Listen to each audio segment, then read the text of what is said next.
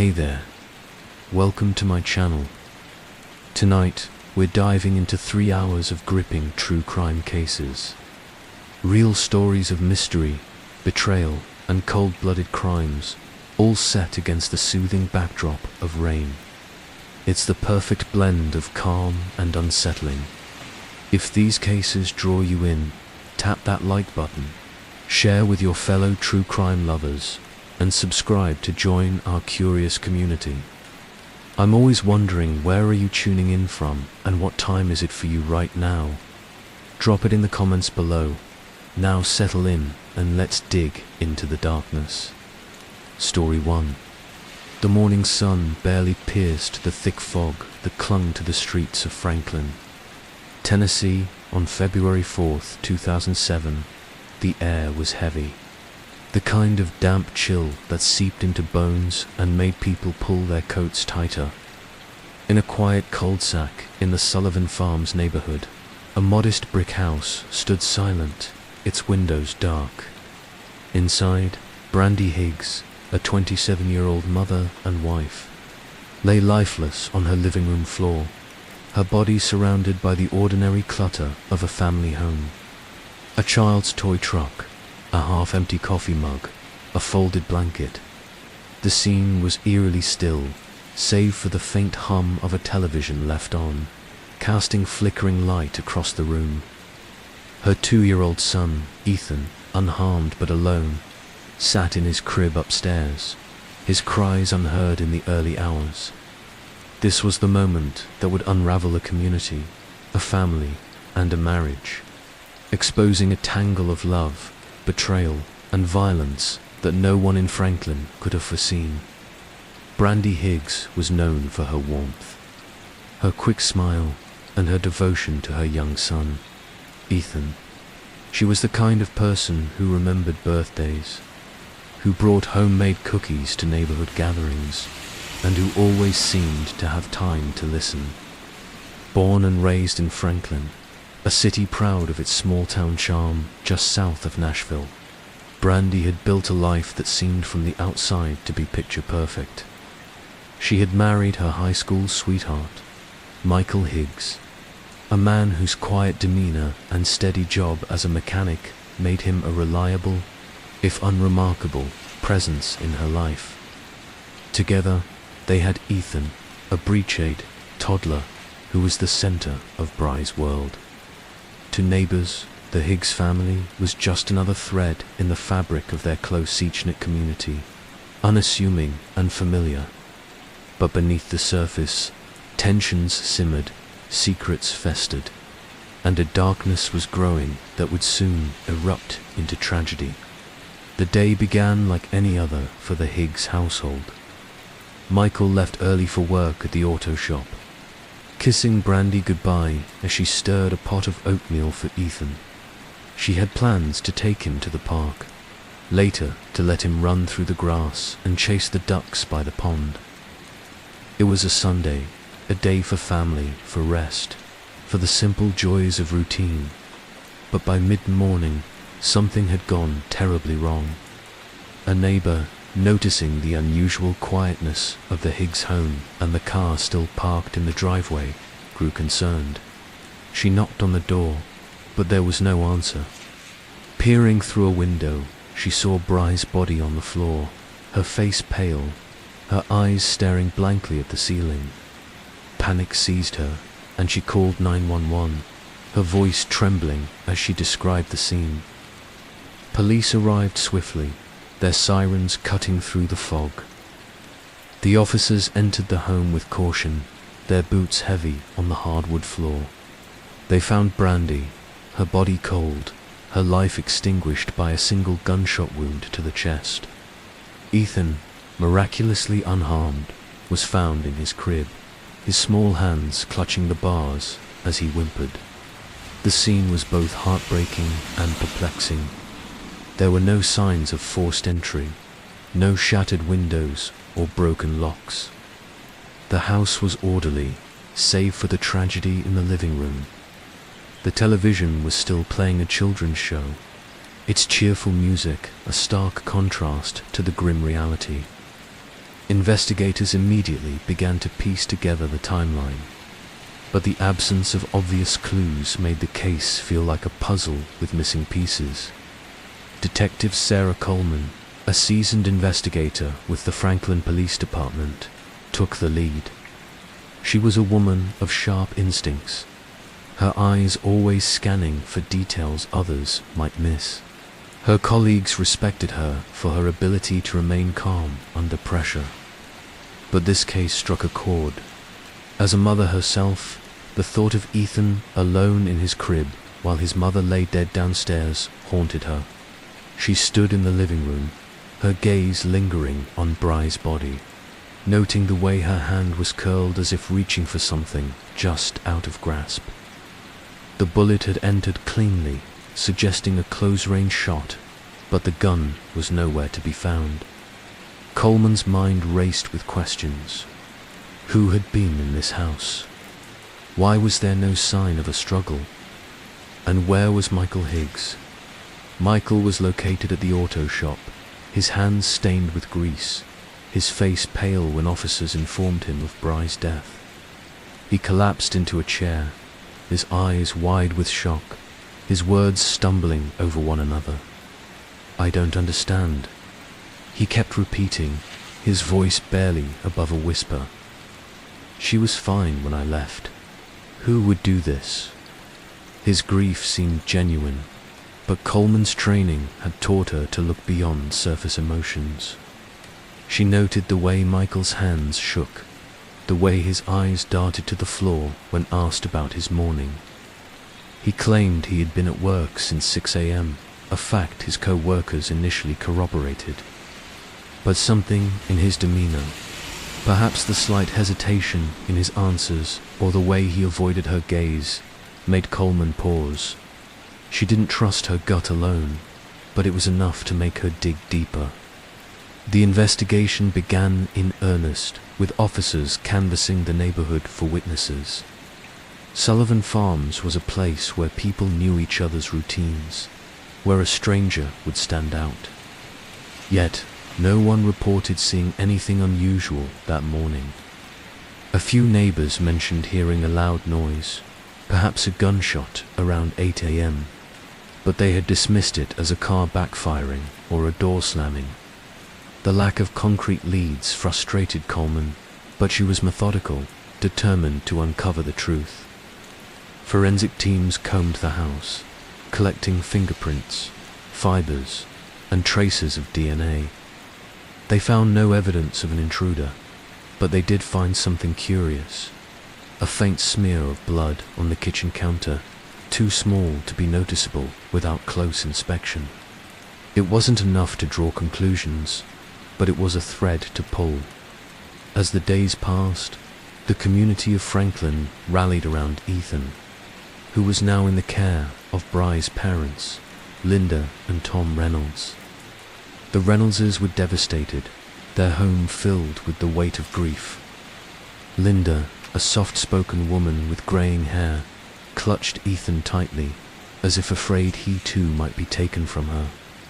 Tom, a retired school teacher, was quieter, his anger simmering beneath a stoic exterior. They couldn't fathom who would want to harm their daughter, a woman who seemed to have no enemies. At Bry's funeral, the church overflowed with mourners, their faces a mix of sorrow and disbelief. The pastor spoke of Bry's kindness, her love for her son, and her unwavering faith. But even as the community grieved, whispers began to spread. Was Michael telling the truth? Could someone so close to Brandy have been involved? Coleman's investigation zeroed in on Michael, not because of hard evidence, but because statistics pointed to the spouse in cases like this. She interviewed him multiple times, each session more probing than the last. Michael's story remained consistent. He had left for work early, kissed Brandy goodbye, and spent the morning at the shop. His co-workers confirmed his presence, but Coleman noticed discrepancies in their accounts. One mechanic, a young man named Jake, seemed nervous, his eyes flickering when asked about Michael's exact whereabouts. Pressed further, Jake admitted that Michael had stepped out for about an hour that morning, claiming he needed to run an errand. This gap in Michael's alibi was the first crack in his story, and Coleman seized on it. Meanwhile, Bry's parents shared their own concerns. Linda revealed that Brandy had confided in her about troubles in her marriage. Michael had been distant, she said, prone to sudden bursts of anger over small things.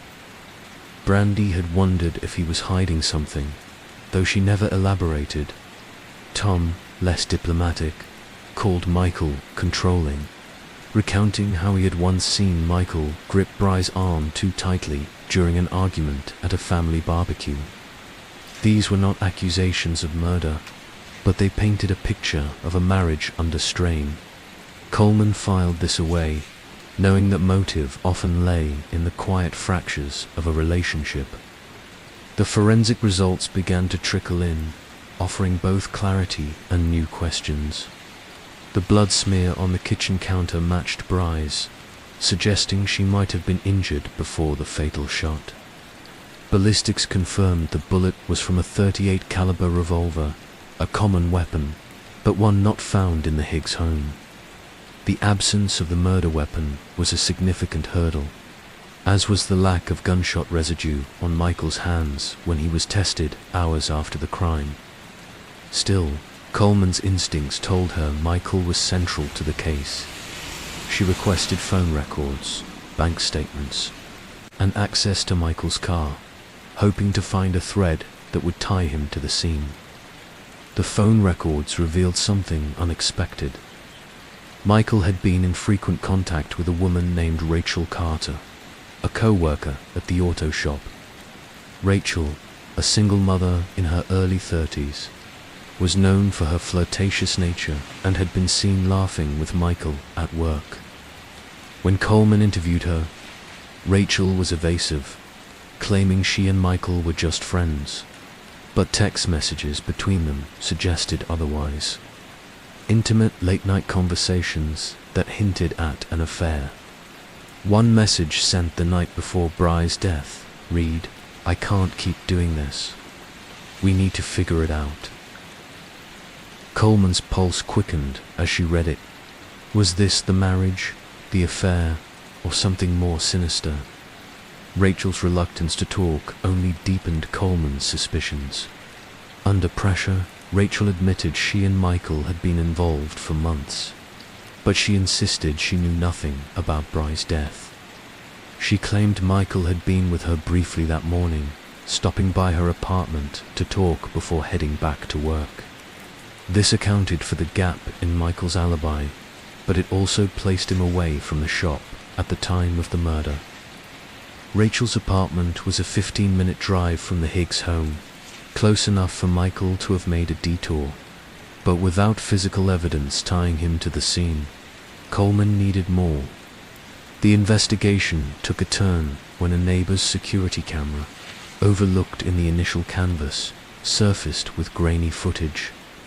It showed a car resembling Michael's pulling into the Higgs driveway at 7:45 a.m., then leaving 20 minutes later. The time stamp aligned with the estimated time of death.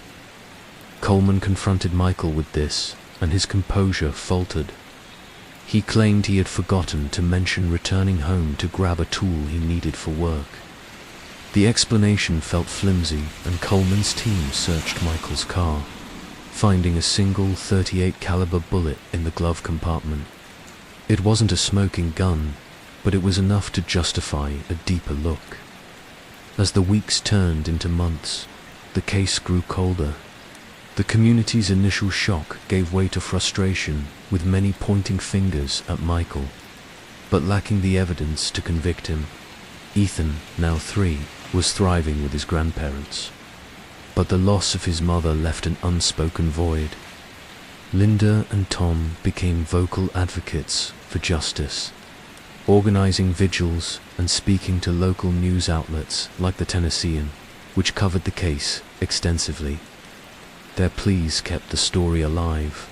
but the lack of progress weighed heavily on Coleman. She pored over every detail, from the blood smear to the security footage, convinced the answer was there if she could just see it. A breakthrough came nearly a year later, in January 2008, when a tip came from an unlikely source. Jake, the nervous mechanic. He contacted Coleman, his voice shaking, and confessed that he had lied about Michael's alibi. Michael had asked him to cover for him, claiming he needed to handle something personal. Jake, fearing he'd lose his job, had gone along with it. More damningly, Jake revealed that Michael had access to a .38 revolver, one he kept in a toolbox at the shop. A search of the shop turned up nothing, but Jake's statement was enough to secure a warrant for Michael's arrest. Michael was charged with second-degree murder in February 2008. The trial, held in the Williamson County Courthouse, gripped Franklin. Prosecutors argued that Michael, trapped in a failing marriage and an affair, had killed Brandy in a moment of rage or desperation. The motive was murky, perhaps an argument over his infidelity, perhaps a plan to start anew with Rachel, but the evidence was compelling. The security footage, the bullet in Michael's car, and Jake's testimony painted a picture of opportunity and deceit. The defense countered that the case was circumstantial, with no murder weapon or direct witnesses. Michael took the stand, his voice steady as he professed his love for Brandy and his innocence. But the jury saw the cracks in his story, the inconsistencies that Coleman had painstakingly uncovered. After a 3-week trial, Michael Higgs was convicted of second-degree murder on April 15, 2008. He was sentenced to 20 years in prison, a term that felt both too long and too short to those who loved Brandy. The courtroom was silent as the verdict was read, save for Linda's quiet sobs and Tom's clenched fists. Ethan, too young to understand, played with a toy car in the hallway, oblivious to the weight of the moment. Coleman, watching from the back of the room, felt a mix of relief and emptiness.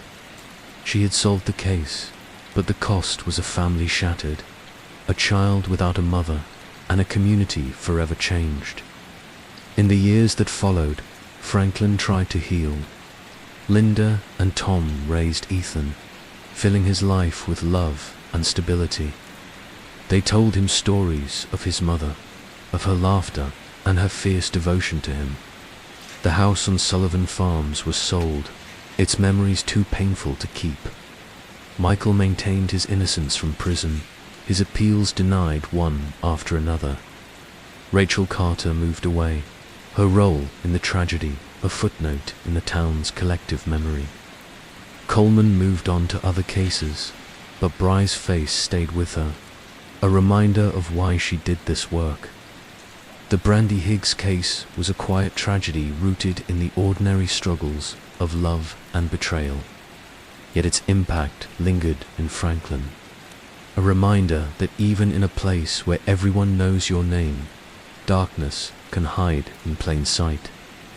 For those who knew Brandy, the pain of her loss was tempered only by the hope that Ethan would grow up knowing how much his mother loved him, and that justice, however imperfect, had been served. Story 2. The evening of November 15, 2017. Draped Lincoln, Nebraska, in a quiet chill. The kind that settled into the bones as the prairie winds whispered across the flatlands, carrying the scent of frost and distant wood smoke. In a modest apartment near the city's bustling Haymarket district, where brick storefronts glowed under streetlights, Sydney Loof was preparing for a second date, her phone buzzing with excitement as she texted her friend Tara Gari at 24. Sydney was a cashier at Menards, her days spent ringing up lumber and tools, her nights filled with dreams of a life beyond the checkout lane. Known for her warm smile and tomboyish charm, she was a young woman full of life. her apartment cluttered with fishing rods, family photos, and a worn tackle box that spoke of her roots in Nye, a small town 130 miles northwest. Her dark hair pulled back, her eyes bright with anticipation. She slipped on a jacket and headed out into the night, driving 40 meters south to Wilbur for a date arranged through Tinder. Unbeknownst to her, she was walking into a trap so sinister it would unravel her life and shake Nebraska to its core, leaving a family shattered and a community haunted by the darkness of human intent. Sydney Irene Laff was born on August 21st, 1993, in Broken Bow, a small town in Custer County, Nebraska, where the plains stretched endlessly under wide, unyielding skies. The daughter of George and Susie Loof, she grew up in Arcadia, a speck of a town where neighbors knew each other's stories, and life revolved around family and the outdoors. Alongside her older brother Levi and younger sister Mackenzie, Sydney was raised in a home filled with love. Their backyard, a playground of tree swings and bike rides to the local pool. George, a school principal with a steady presence, and Susie, a dedicated mother who poured her heart into her children, fostered a tight-knit family. Sydney was a tomboy, her childhood marked by fishing trips with her father and brother. Her skill with a rod legendary in the family. They fished the Missouri River near Yankton, South Dakota, or the waters around Valentine, Nebraska, Sydney's laughter echoing as she reeled in bass, her competitive streak outmatching even her father. She played basketball and golf in junior high, her athleticism a source of pride until scoliosis, diagnosed in her teens, curved her spine and ended her sports dreams. Despite the pain, she remained active, her love for the outdoors unshaken, her spirit resilient. After graduating from Nyadell High School in 2011, Sydney stayed close to home, working as a cashier at Menards in Norfolk, her smile a constant as she chatted with customers. In 2015, she transferred to the Menards near 27th Street and Cornhusker Highway in Lincoln, moving to the city to be closer to Levi and Mackenzie, who had also settled there. Her apartment, a small one-bedroom on the edge of the Haymarket, was a reflection of her roots. Fishing rods leaned against the wall. Photos of her family lined the shelves. A tackle box sat on the coffee table. Sydney was messy but kind, her siblings recalling her habit of leaving dishes in the sink, but always making time to help a friend in need. She was the sort to give a corker her lunch or drive a stranded stranger home. Her empathy a quiet strength. Single and cautious about romance, she joined Tinder in 2017, hoping to meet someone new. Her profile a playful nod to her fishing prowess. Her bio reading, "Catch me by the river."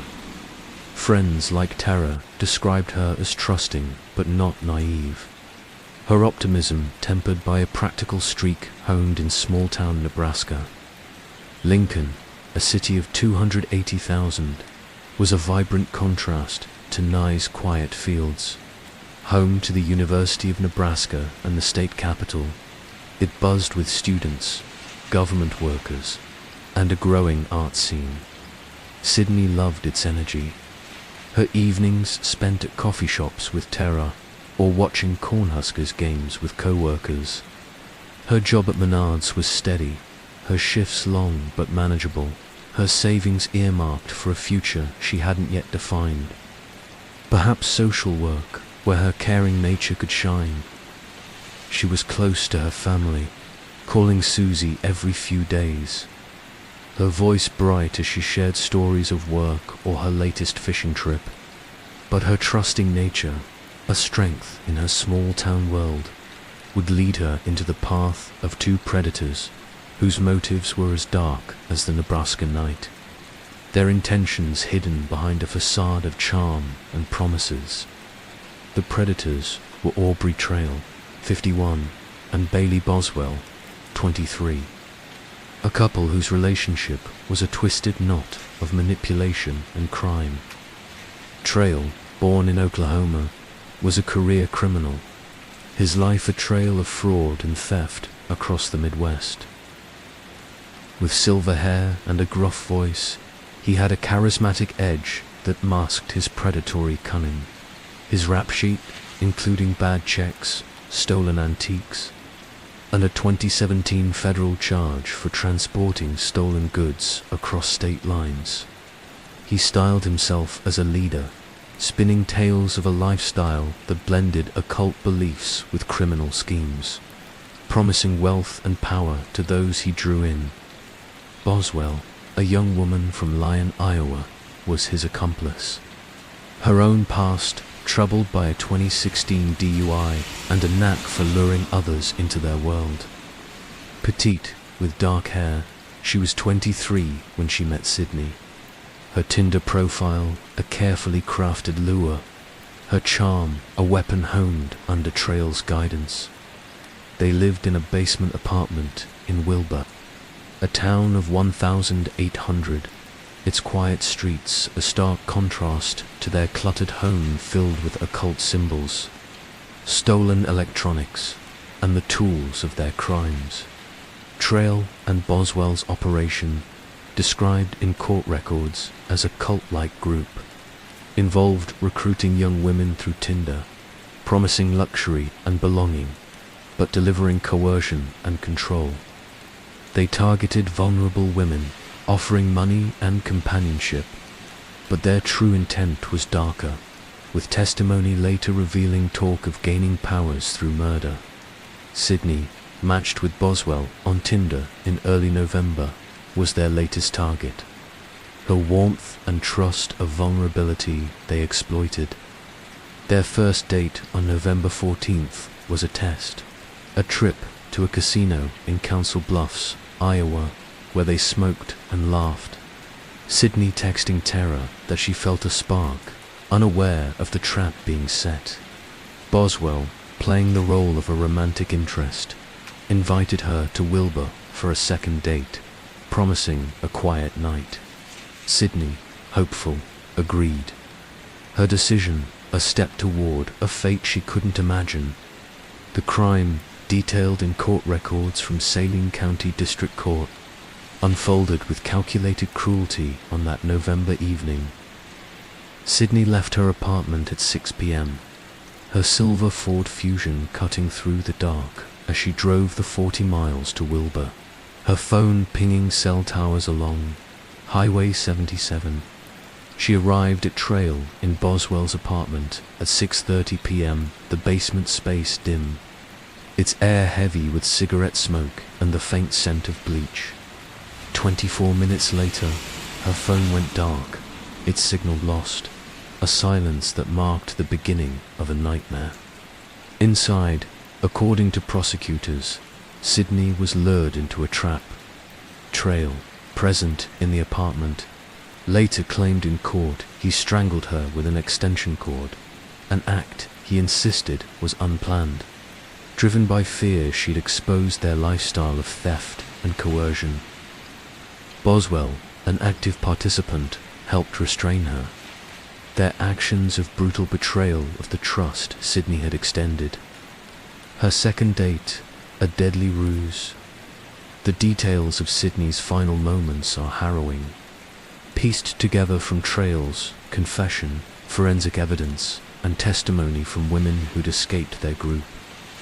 She was strangled, the extension cord cutting into her neck, her body still as the life drained from her. Trail and Boswell, methodical in their horror, dismembered her with a hacksaw and tins purchased hours earlier at Home Depot, their receipts later found by police. They worked in the apartment's bathroom, the tiles slick with blood, wrapping her remains in black plastic trash bags. Over the next hours, they drove through Clay County, scattering her body across gravel roads and ditches, the bags hidden under frost and weeds. The act was cold, deliberate. Their movements tracked by cell tower data showing their car crisscrossing rural Nebraska, their phones pinging in sync with Sydney's last signal. They returned to Wilbur, believing they'd covered their tracks, their lives resuming as if nothing had changed.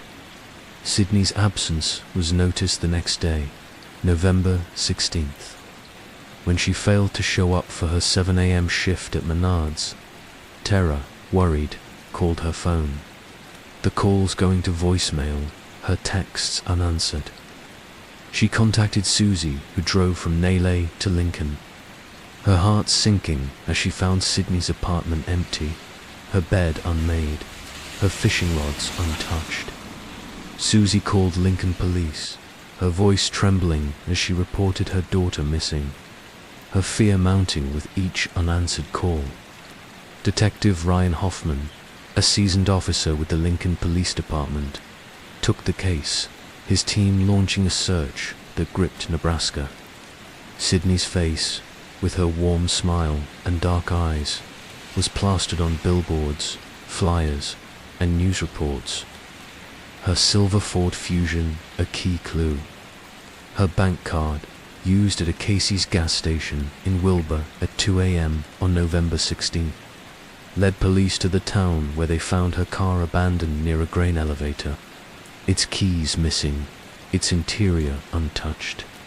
The community rallied, volunteers from Lincoln and Nolly combing fields and riverbanks, their hope fading as days turned to weeks. Police following the bank card lead interviewed Wilbur residents, their focus narrowing to Trail and Boswell's apartment, its proximity to the car a red flag.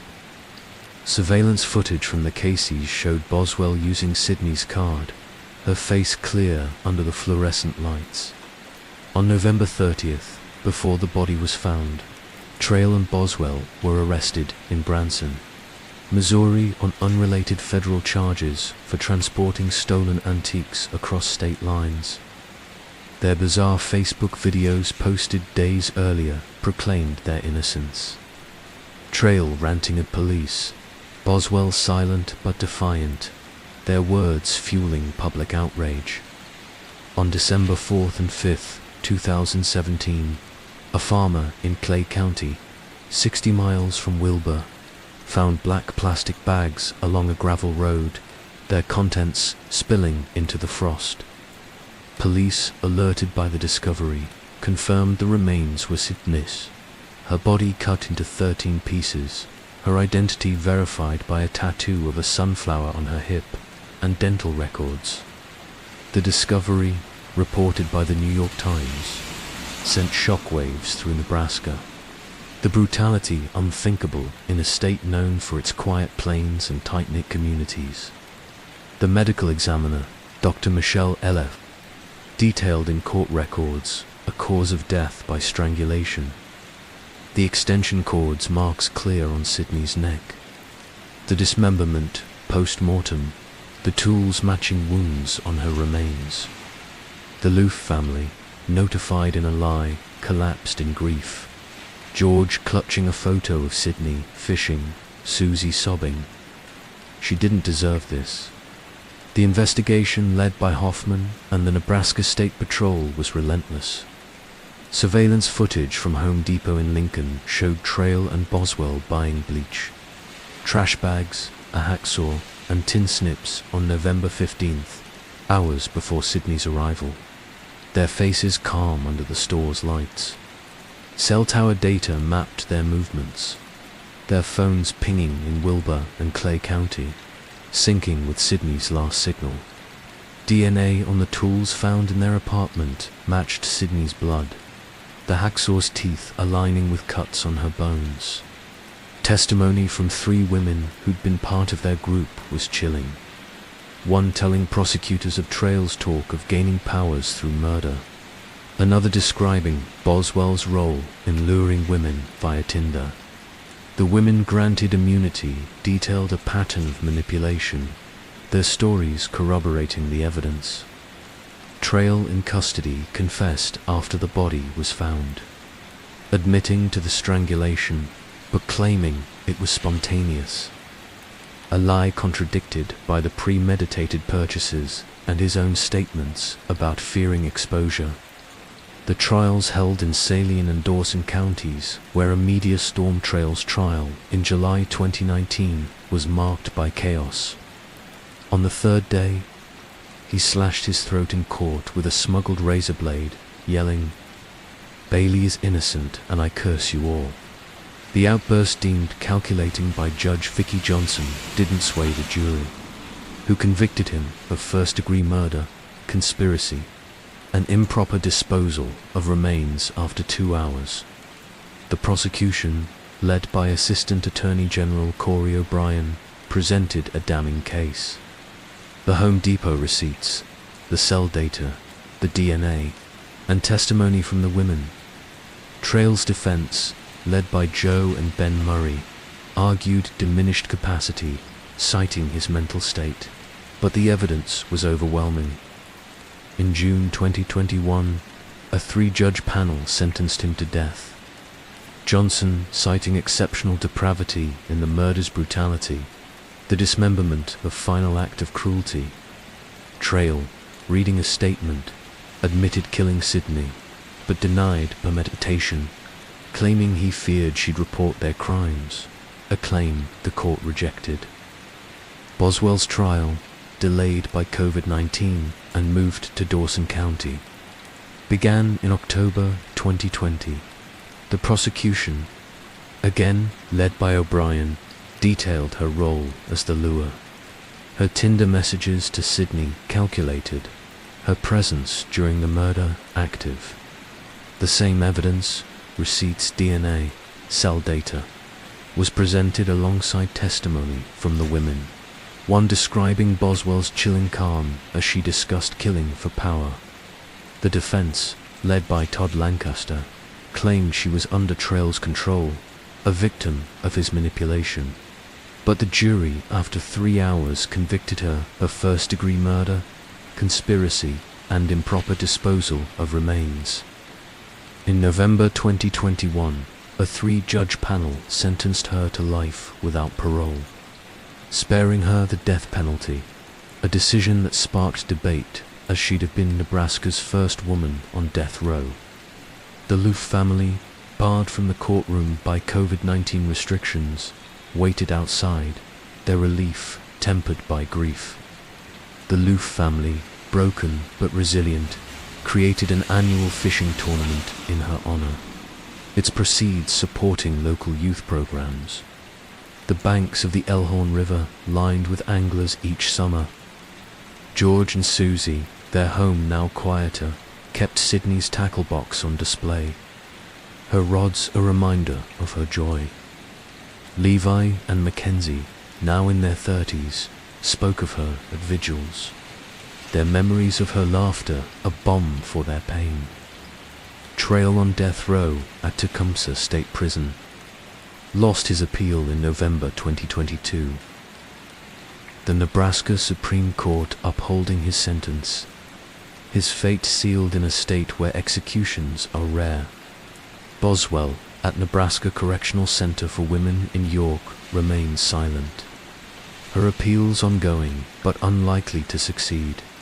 Her life a series of grey days behind bars. By September 2025, the Sydney Loof case remains a scar on Nebraska, its details etched in the collective memory of a state unaccustomed to such horror. Billboards in Lincoln, once pleading for Sydney's return, now advertise community events, but her name lingers in conversations, her smile a fixture in the Lies Community Center. Story 3. The morning of August 12, 2018, broke over Sanford, Florida, with the kind of humid stillness that clung to the skin, the air heavy with the promise of a late summer storm. Sanford, a small city nestled along the shores of Lake Monroe, was a place of modest homes and shaded streets, where the scent of jasmine mingled with the hum of air conditioners, and neighbors waved from porches, as they sip sweet tea in a tidy ranch-style house on West 20th Street, where the lawn was neatly trimmed and the basketball hoop stood weathered but proud. Jordan Davies, a 17-year-old high school senior, was starting his day. His backpack, slung over one shoulder, was stuffed with textbooks and a notebook filled with sketches of bridges and buildings. His dreams of becoming an engineer etched in every line. His earbuds blasted hip-hop, the bass a steady rhythm as he laced his sneakers. His quick smile a familiar sight to his parents, Marcus and Alicia, who were already up. Their morning routine a quiet dance of coffee and conversation. To his family, friends and teachers, Jordan was a beacon of potential. A young man who carried the hopes of a community still scarred by its past. But beneath the surface of Sanford's calm, a tragedy was brewing.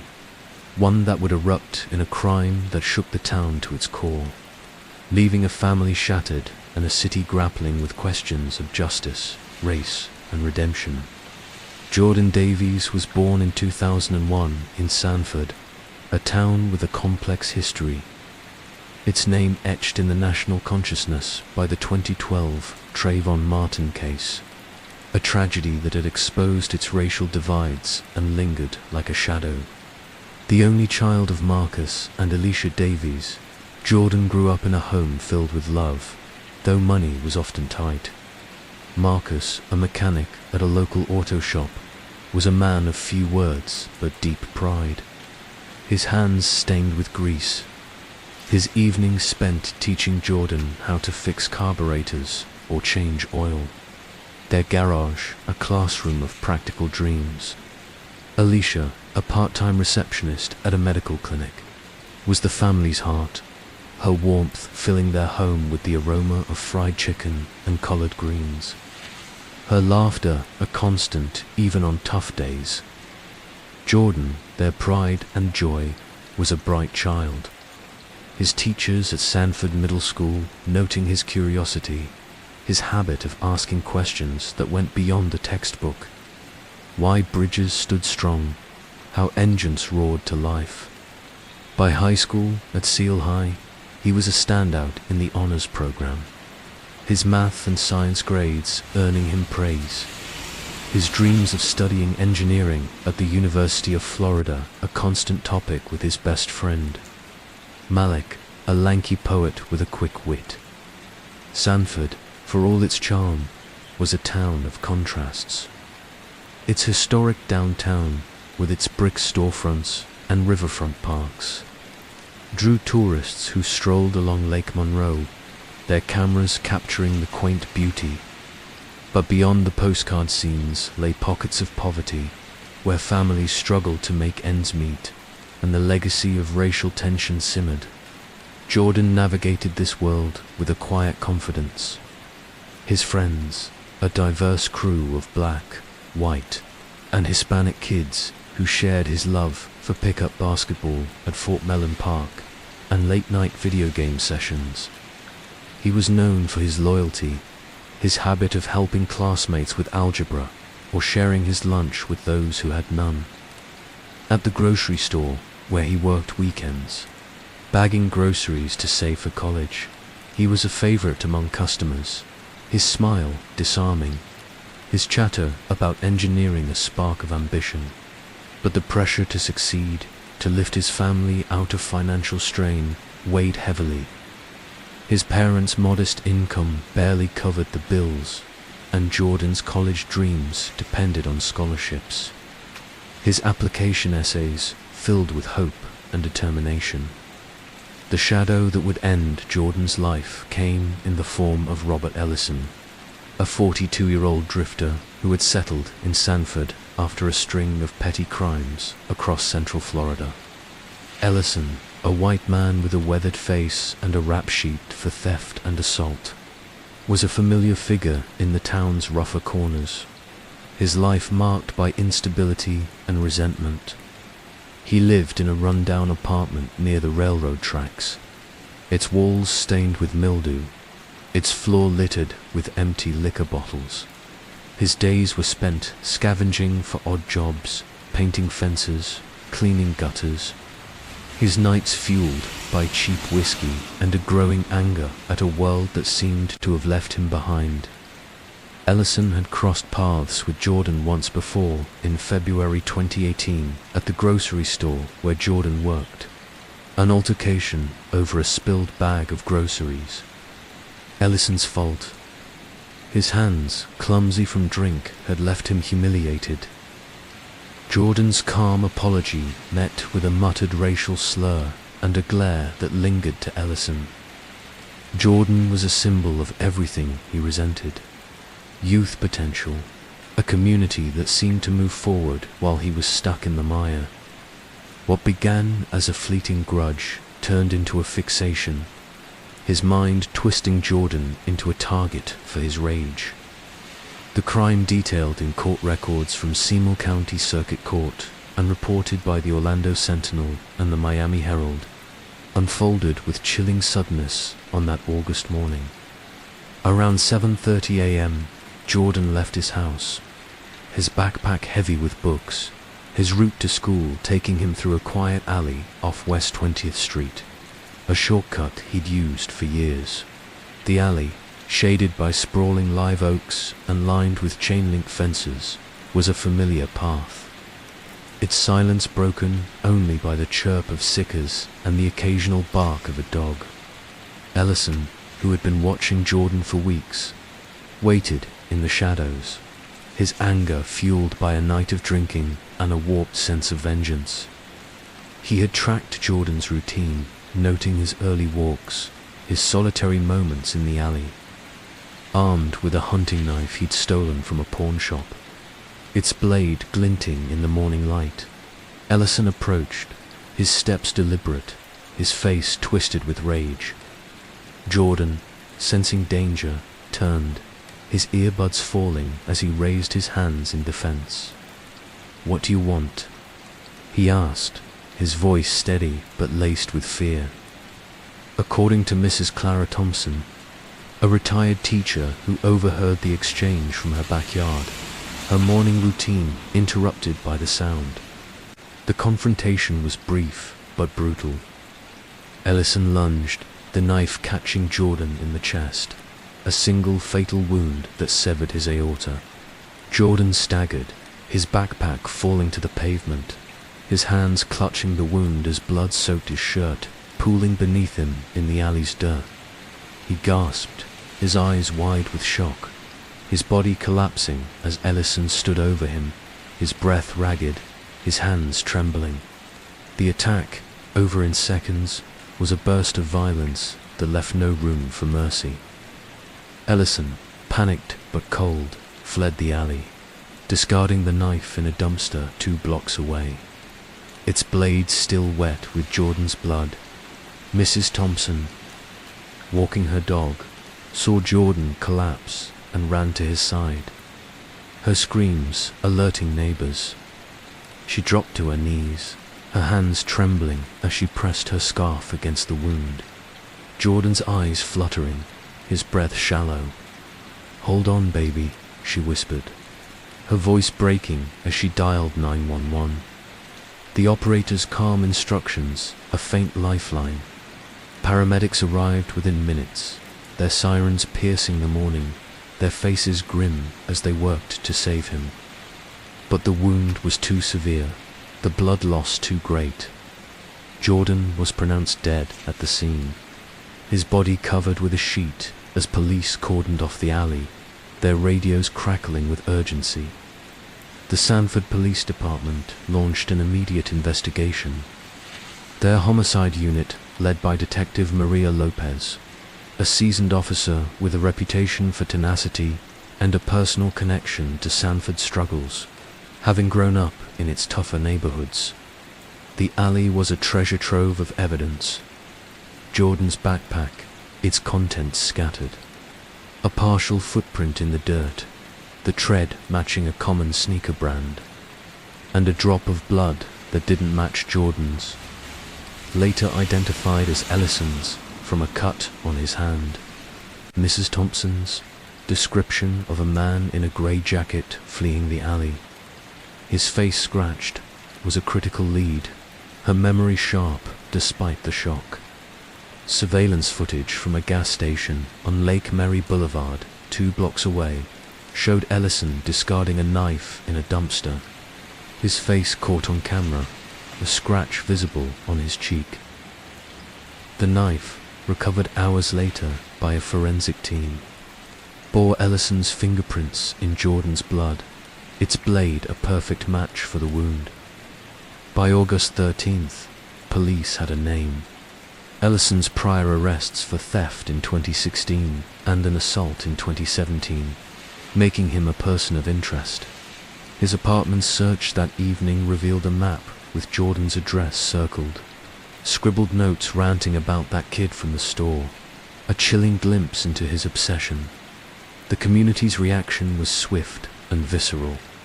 Sanford, still haunted by the Trayvon Martin case, erupted in grief and anger, the alley becoming a makeshift memorial, its pavement covered with flowers, candles, and notes for Jordan.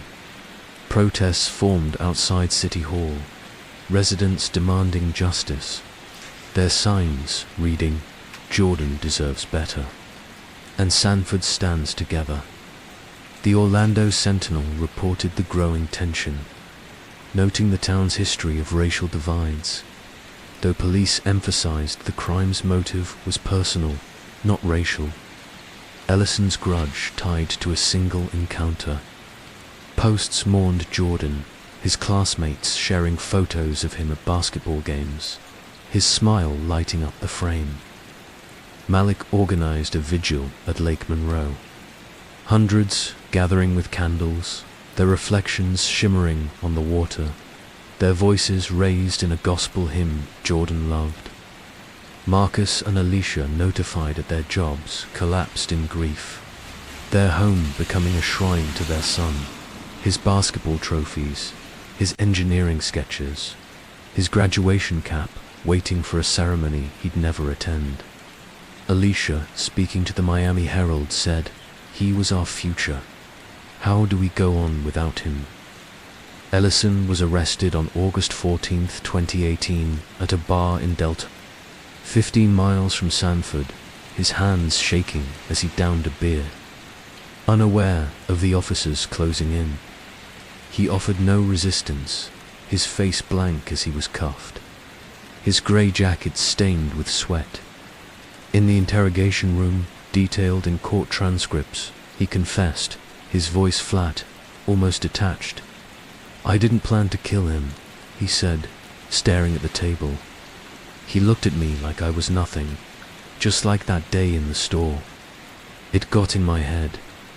His grudge, fueled by alcohol and a sense of inferiority, had festered into violence.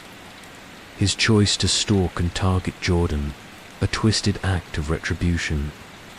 The arrest, covered by the New York Times, brought a measure of relief to Sanford, but the loss was profound, the community grappling with the senselessness of it all.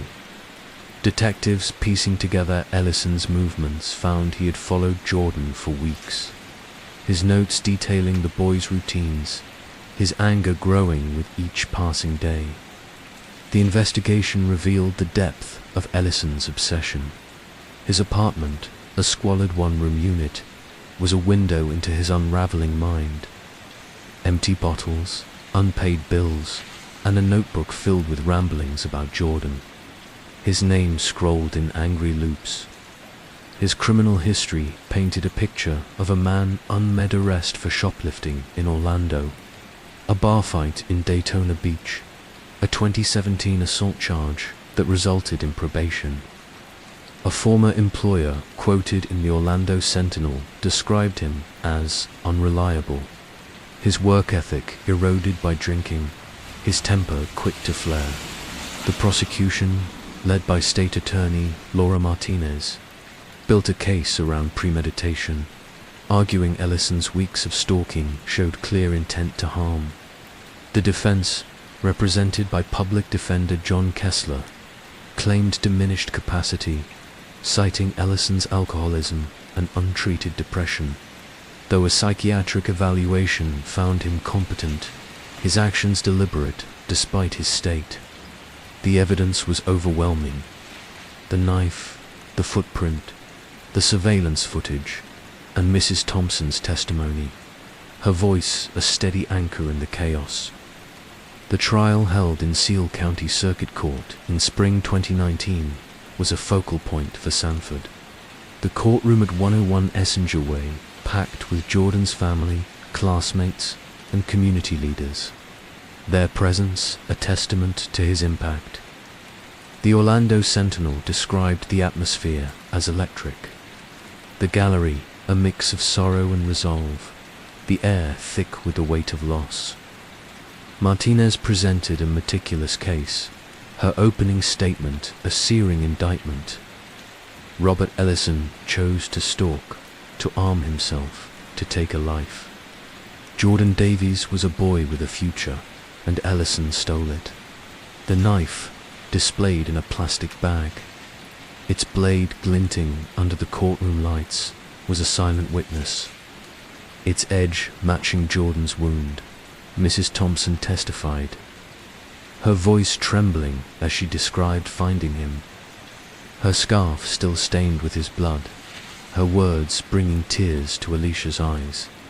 Malik, called as a character witness, held up a sketch of a bridge Jordan had drawn, his voice breaking as he said, this was his dream. He was going to build things, make the world better. Surveillance footage played for the jury showed Ellison's cold efficiency. His face scratched, his hands steady as he discarded the knife. The defense, grasping for leniency, called a psychologist, Dr. Ellen Carter, who spoke of Ellison's fractured psyche, his alcoholism a disease that clouded judgment. They argued for secondary murder, claiming the act was impulsive, not planned, a moment of rage rather than intent. But Martinez countered with the notes, the map, the weeks of stalking, painting a picture of a man who chose his path. The jury, after 3 hours of deliberation, agreed, convicting Ellison of first-degree murder on May 20th, 2019. The courtroom was silent. Marcus and Alicia weeping, their hands clasped. Malik staring at the ceiling, his fists clenched. Sentencing on June 15th brought a life sentence without parole. The judge, Patricia Evans, her voice firm but heavy. Jordan Davies was a light in this community, and you extinguished it. Mr. Ellison, you'll answer for that every day of your life. Ellison showed no emotion, his eyes fixed on the floor as he was led away. His orange jumpsuit a stark contrast to the grey jacket of that morning. The aftermath was a slow unravelling for Sanford. Marcus quit his job at the auto shop, unable to face the garage where he'd taught Jordan. His days spent in quiet grief, his hands idle without his son to guide them. The community rallied. Murals of Jordan appearing downtown, his smile a beacon on brick walls. His name a rallying cry for unity. Fort Mellon Park, where he'd played basketball, became a site for annual memorials. Kids shooting hoops in his honor. Their laughter a bittersweet echo. Ellison, incarcerated at Florida State Prison, faded from view, his appeals denied by 2020. His life a series of grey days behind bars. The Orlando Sentinel followed the case, its editorials calling for youth programs to prevent such tragedies, citing Jordan's potential as a loss for all of Sanford. By September 2025, the Jordan Davies case remained a wound, its scar visible in the alley, now marked with a small plaque in his memory. Its words simple. Jordan Davies, 2001 to 2018. Dreamer, son, friend. Marcus and Alicia moved to a smaller home, their old house too full of memories. though they kept Jordan's sketches, his trophies, his dreams alive in their hearts. Malik, now at Florida State, studied English. His poetry dedicated to Jordan, his verses read at vigils. Sanford, with its riverfront charm and painful history, moved forward, but Jordan's absence lingered, his life a testament to potential unrealized. His death a call to protect the young, to bridge divides, to cherish every moment in a town forever changed. Story 4. The morning of July 23, 2019, broke over Huntington Beach, California, with the kind of golden haze that defines a Southern California summer. The Pacific Ocean lapped gently at the shore, its rhythm a quiet counterpoint to the bustle of the city's vibrant streets, where surfers carried boards under their arms, and tourists snapped photos of the pier. In a modest apartment complex off Main Street, where palm trees swayed and the air carried the faint tank of salt, Heather Susan Bush lived a life that seemed unremarkable to those who passed her by. At 27, she was a young woman navigating the complexities of adulthood.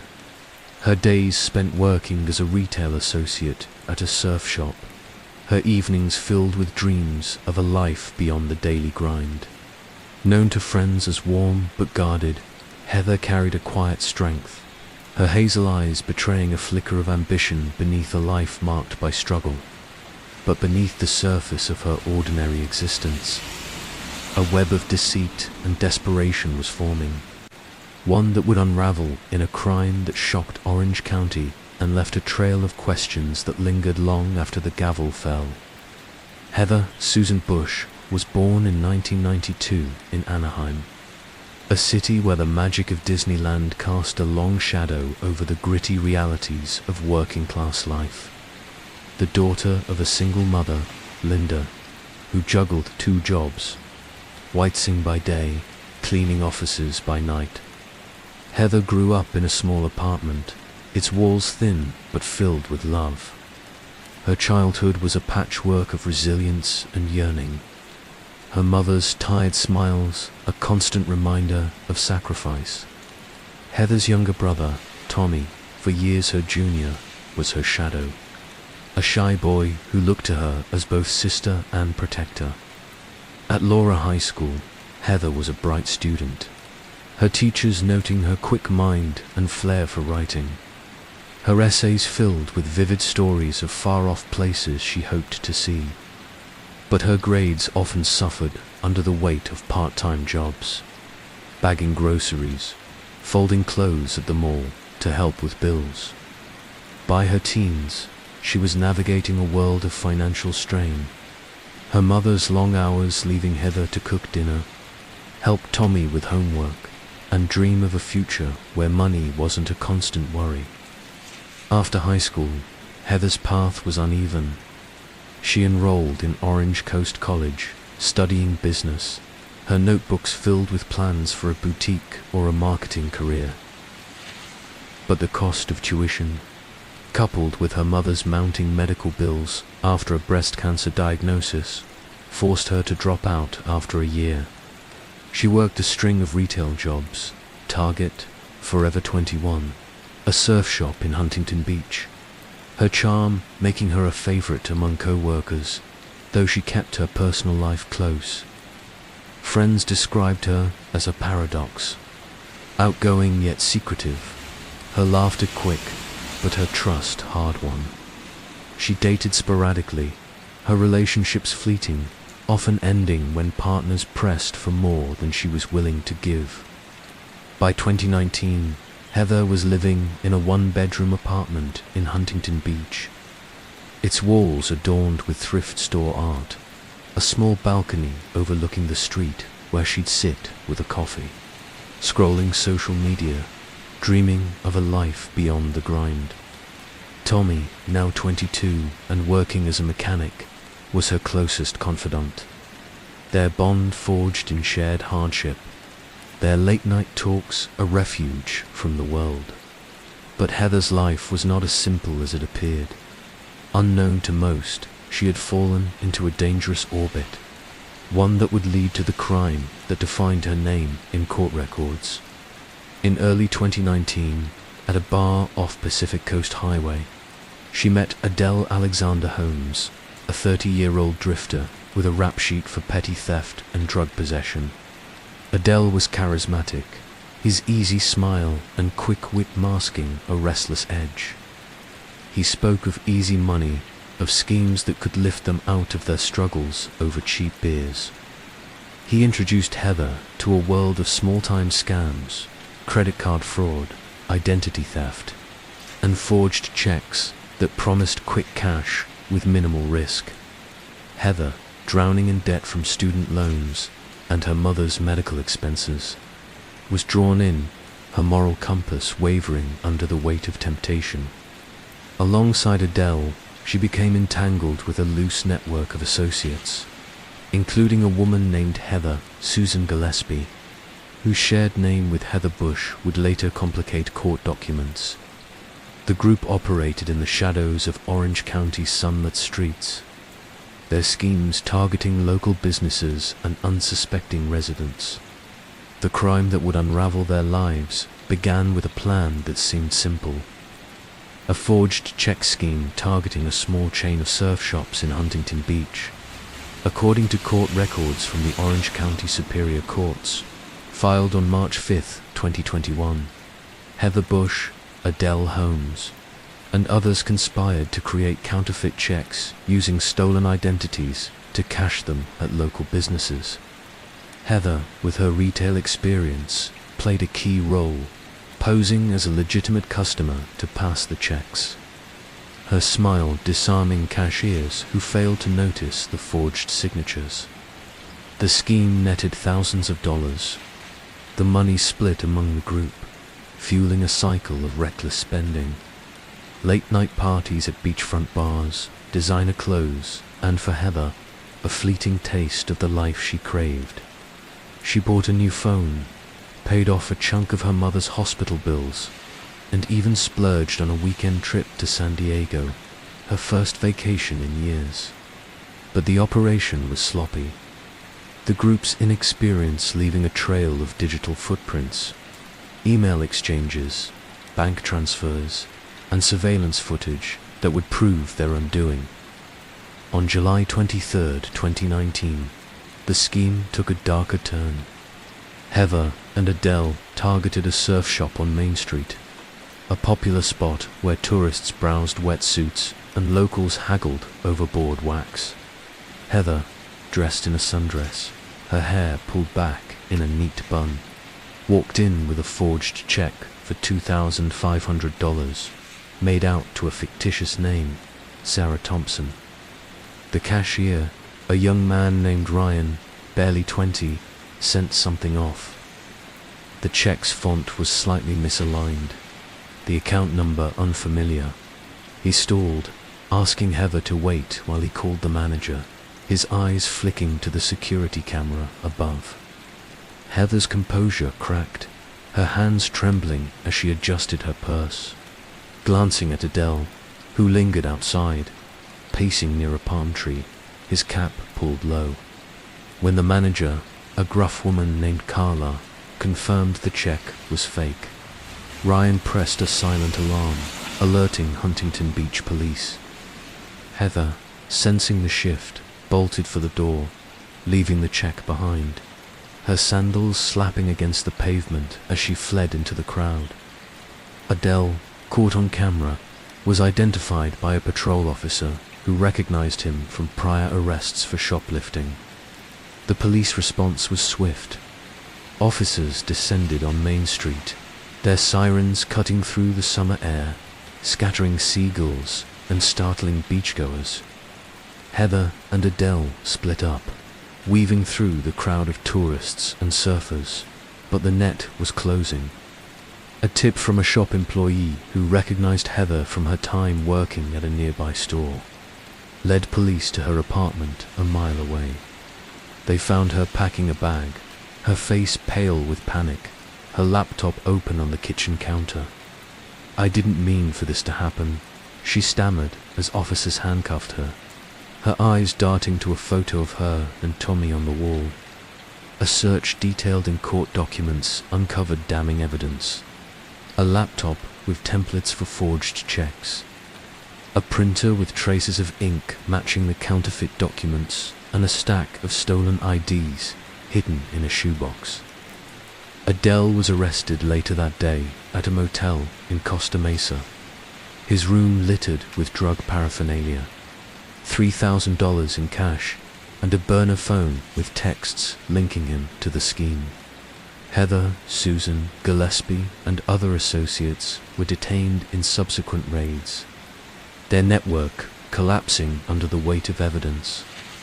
The investigation, led by the Huntington Beach Police Department's Economic Crimes Unit, revealed the scope of the group's activities.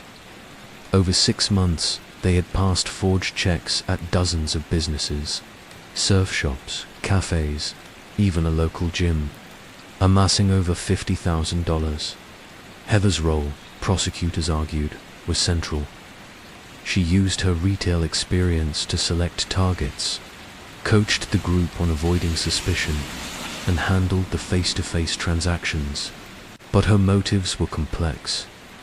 Friends later told the Los Angeles Times that Heather was desperate to escape her financial struggles, her mother's cancer treatment costing thousands each month. Tommy, her brother, was unaware of her crimes, his shock palpable when police questioned him at his auto shop. "She was trying to help Mum," he said, his voice breaking, his hands stained with grease. She didn't know how else to do it.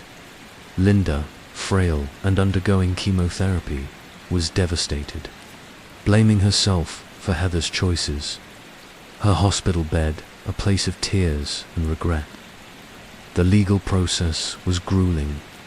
Heather, Adele, and their associates faced charges of forgery, identity theft, and conspiracy filed in the Orange County Central Justice Center on March 5, 2021, court. Records accessed via Unicourt detail a series of pre-trial hearings in 2021 and 2022, with Heather represented by attorney Megan Elizabeth O'Sullivan, a public defender known for her tenacity. Heather pleaded not guilty, her defense arguing she was coerced by Adele, whose charisma and criminal history had preyed on her vulnerability. Adele, represented by attorney Shane McDonough, claimed he was a minor player manipulated by others in the group, his drug addiction clouding his judgment. The prosecution, led by Clarissa Stone, painted a different picture, a calculated scheme driven by greed, with Heather as a willing participant, her retail background making her the group's linchpin. Evidence included surveillance footage from the surf shop, bank records showing deposits to Heather's account, and text messages between her and Adele. One chillingly reading, "We hit big this time. Keep it tight." The trial, held in spring 2022, was a study in contrasts. The courtroom, a sterile space of oak benches and fluorescent lights, was packed with reporters from the Orange County Register, family members, and curious locals drawn by the case's audacity. Heather, her hair neatly braided, sat quietly, her eyes downcast as prosecutors presented their case. Ryan, the surf shop cashier, testified about her nervous demeanor, his voice steady, but tinged with regret, as if he wished he'd stopped her sooner. A forensic analyst of a spectacled woman named Dr. Patel detailed the digital trail. IP addresses traced to Heather's apartment, email accounts linked to the stolen IDs, and deleted files recovered from her laptop. Tommy called as a character witness spoke of his sister's kindness, her sacrifices for their mother, her late-night calls to check on him. "She's not a bad person," he said, his voice breaking, bringing tears to the gallery. The defense leaned on Heather's lack of prior convictions, painting her as a young woman swept up in a bad crowd, her dreams derailed by desperation and Adele's influence. The prosecution's case was methodical, their evidence a web that tightened around Heather and Adele. Surveillance footage showed Heather passing checks at 3 different stores, her smile practiced, her movements deliberate. Bank records revealed deposits to her account, small sums that funded her mother's treatment, but also larger withdrawals for clothes. And a trip to San Diego, a text exchange with Adele recovered from her phone, showed her planning the Main Street hit. This one's easy. They don't check IDs. The defense countered with testimony from a psychologist who described Heather's financial stress and Adele's manipulative charm, arguing she acted under duress. But the jury, after deliberating for 2 days, was unmoved. On June 13, 2022, they delivered their verdict. Guilty on all counts for Heather and Adele. Heather's face crumpled as the foreman spoke, her hands gripping the table, while Adele stared blankly ahead, his jaw tight.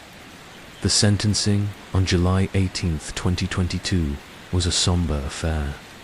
The judge, a stern woman named Judith Carter, addressed Heather directly, her voice measured but firm. "Your choices caused harm to this community, Miss Bush. But I see your remorse, and I hope you find a better path." Heather was sentenced to 3 years in state prison with credit for time served.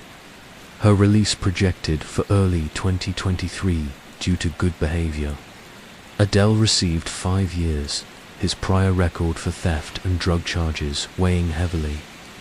The courtroom was silent as the sentences were read. Heather's mother Linda, sobbing in the gallery, Tommy's arm around her frail shoulders. The case, covered by the Orange County Register and local news, sparked debate about the pressures of poverty, the allure of quick money, and the fine line between victim and perpetrator. For Huntington Beach, it was a reminder that crime could lurk beneath the city's sunny veneer, its beaches and boardwalks hiding stories of desperation. Heather's time in prison was a period of reflection. Incarcerated at the California Institution for Women in Corona, she enrolled in rehabilitation programs, attending classes on financial literacy and creative writing. Her old passion rekindled. Her letters to Tommy sent weekly were filled with regret and resolve. "I let everyone down," she wrote, her handwriting shaky, the paper smudged with tears. "I want to make it right for Mum, for you." Linda, battling cancer, visited when her health allowed. Their conversations through the glass partition, a mix of love and pain. She brought photos of Tommy's newborn daughter, Heather's niece, a spark of hope in their strained meetings. Adele, in a separate facility, faded from the narrative, his fate less documented. His role in the scheme a footnote to Heather's story.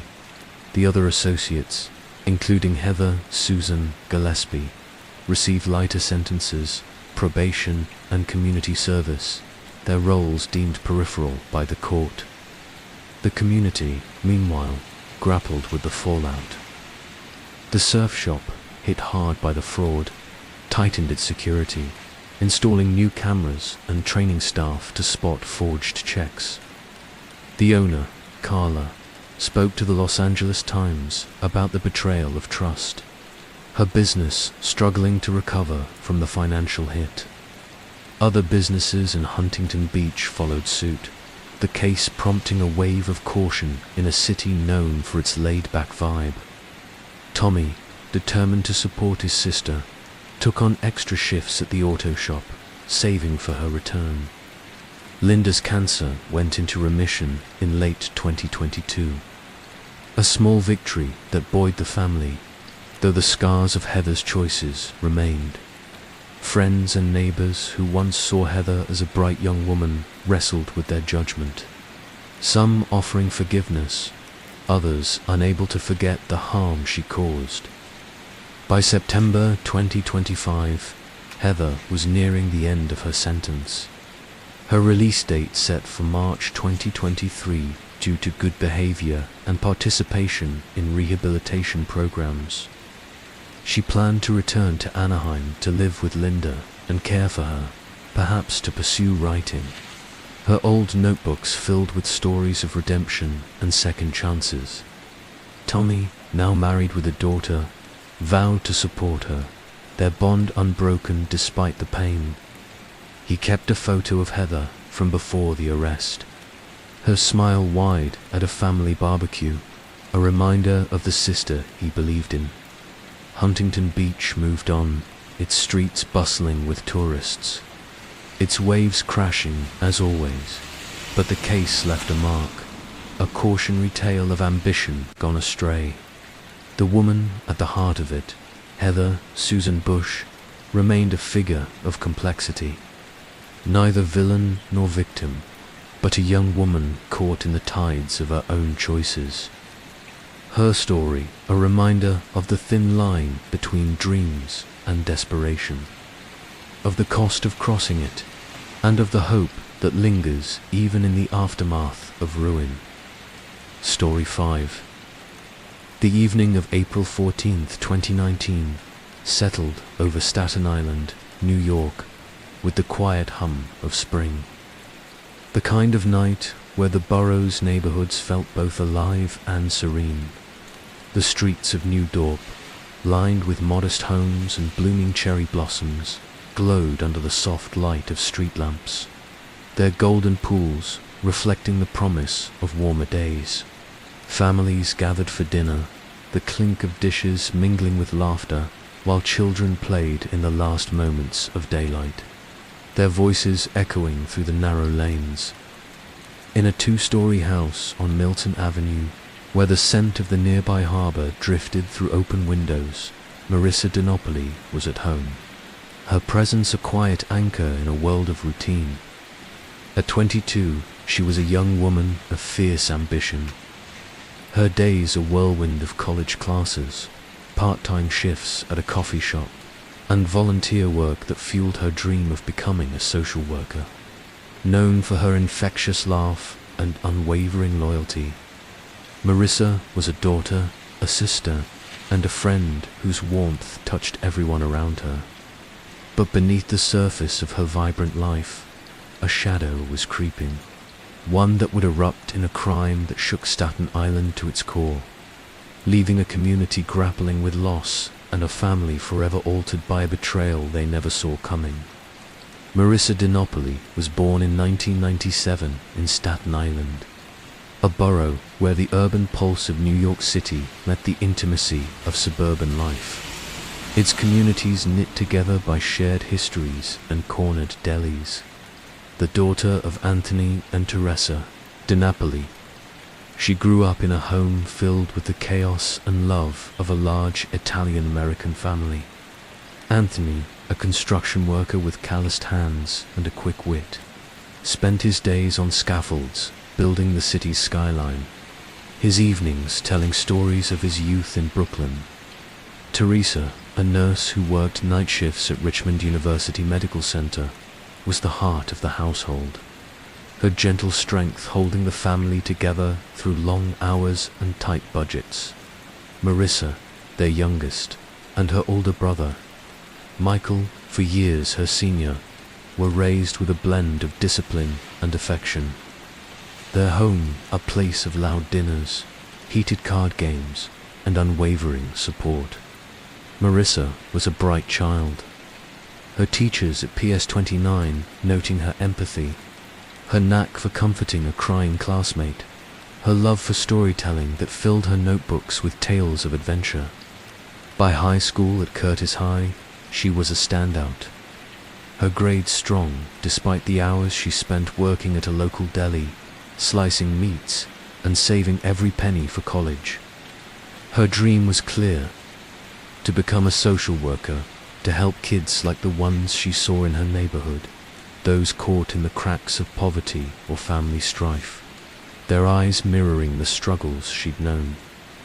At the College of Staten Island, where she enrolled in 2015, Marissa thrived.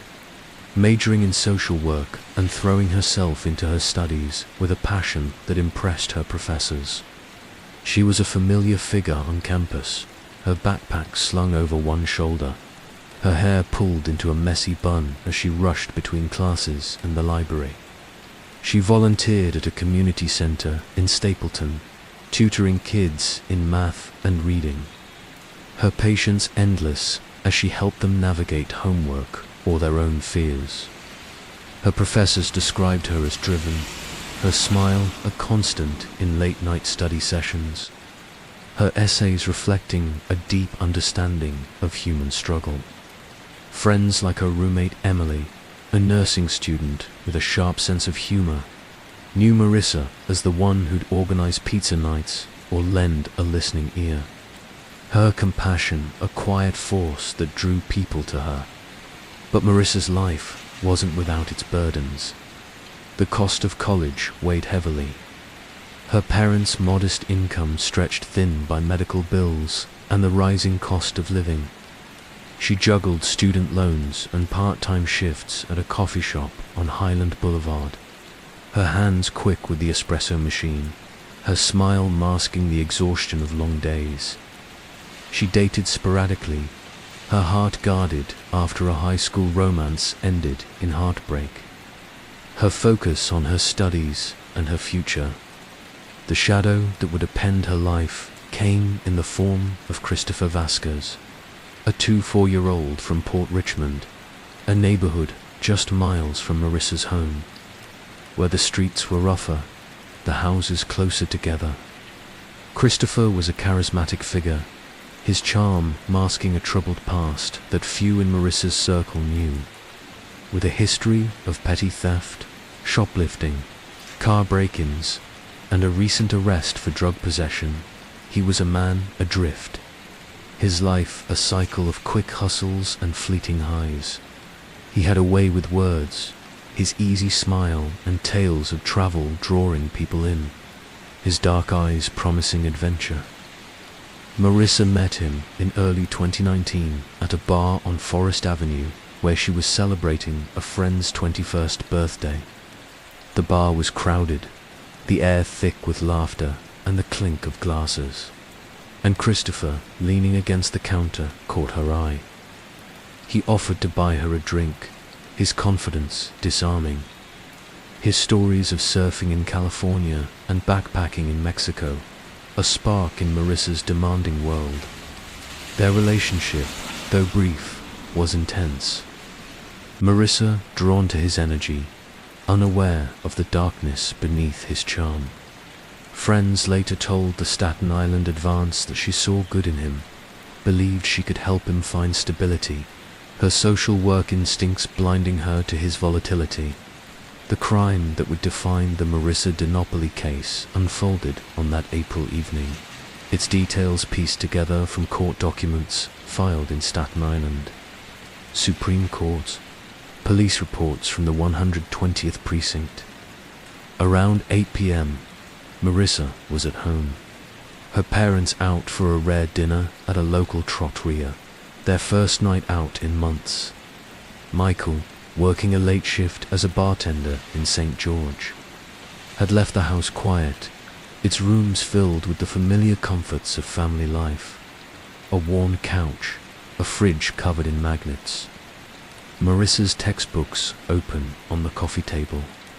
She had invited Christopher over, their relationship strained by recent arguments over his erratic behavior, his late-night calls, and unexplained absences.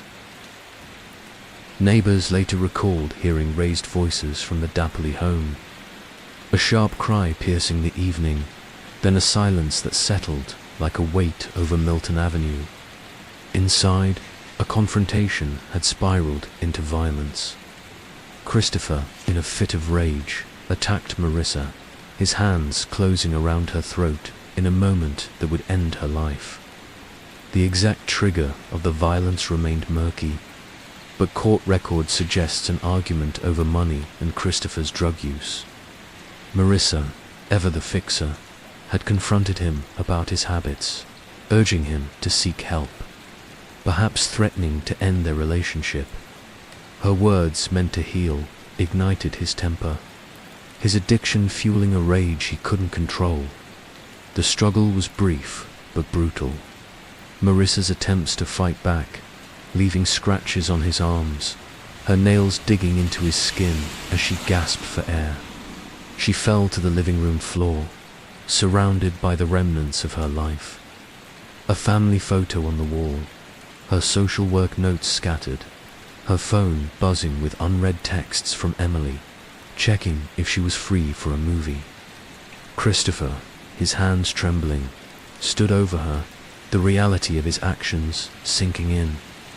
He fled the scene, slipping out the back door, leaving Marissa's body on the floor. Her necklace, a silver chain with a cross pendant clutched in his hand, a trophy or a mistake he couldn't explain. It was Teresa returning home around 1000 p.m. who found her daughter, her scream piercing the night, drawing neighbors to their porches. Anthony beside her dropped his keys, his voice breaking as he called 911, the operator struggling to calm him as he begged for help. "She's not moving," he said, his words choked with panic. Paramedics arrived within minutes, their sirens cutting through the quiet street, their faces grim as they entered the house. They worked frantically, checking Marissa's pulse, their efforts futile. Her heart had stopped, her body still. The medical examiner called to the scene, confirmed strangulation, her neck bruised, her eyes fixed in a final moment of fear. The house, once a place of laughter, was now a crime scene, its walls bearing witness to a tragedy that defied comprehension.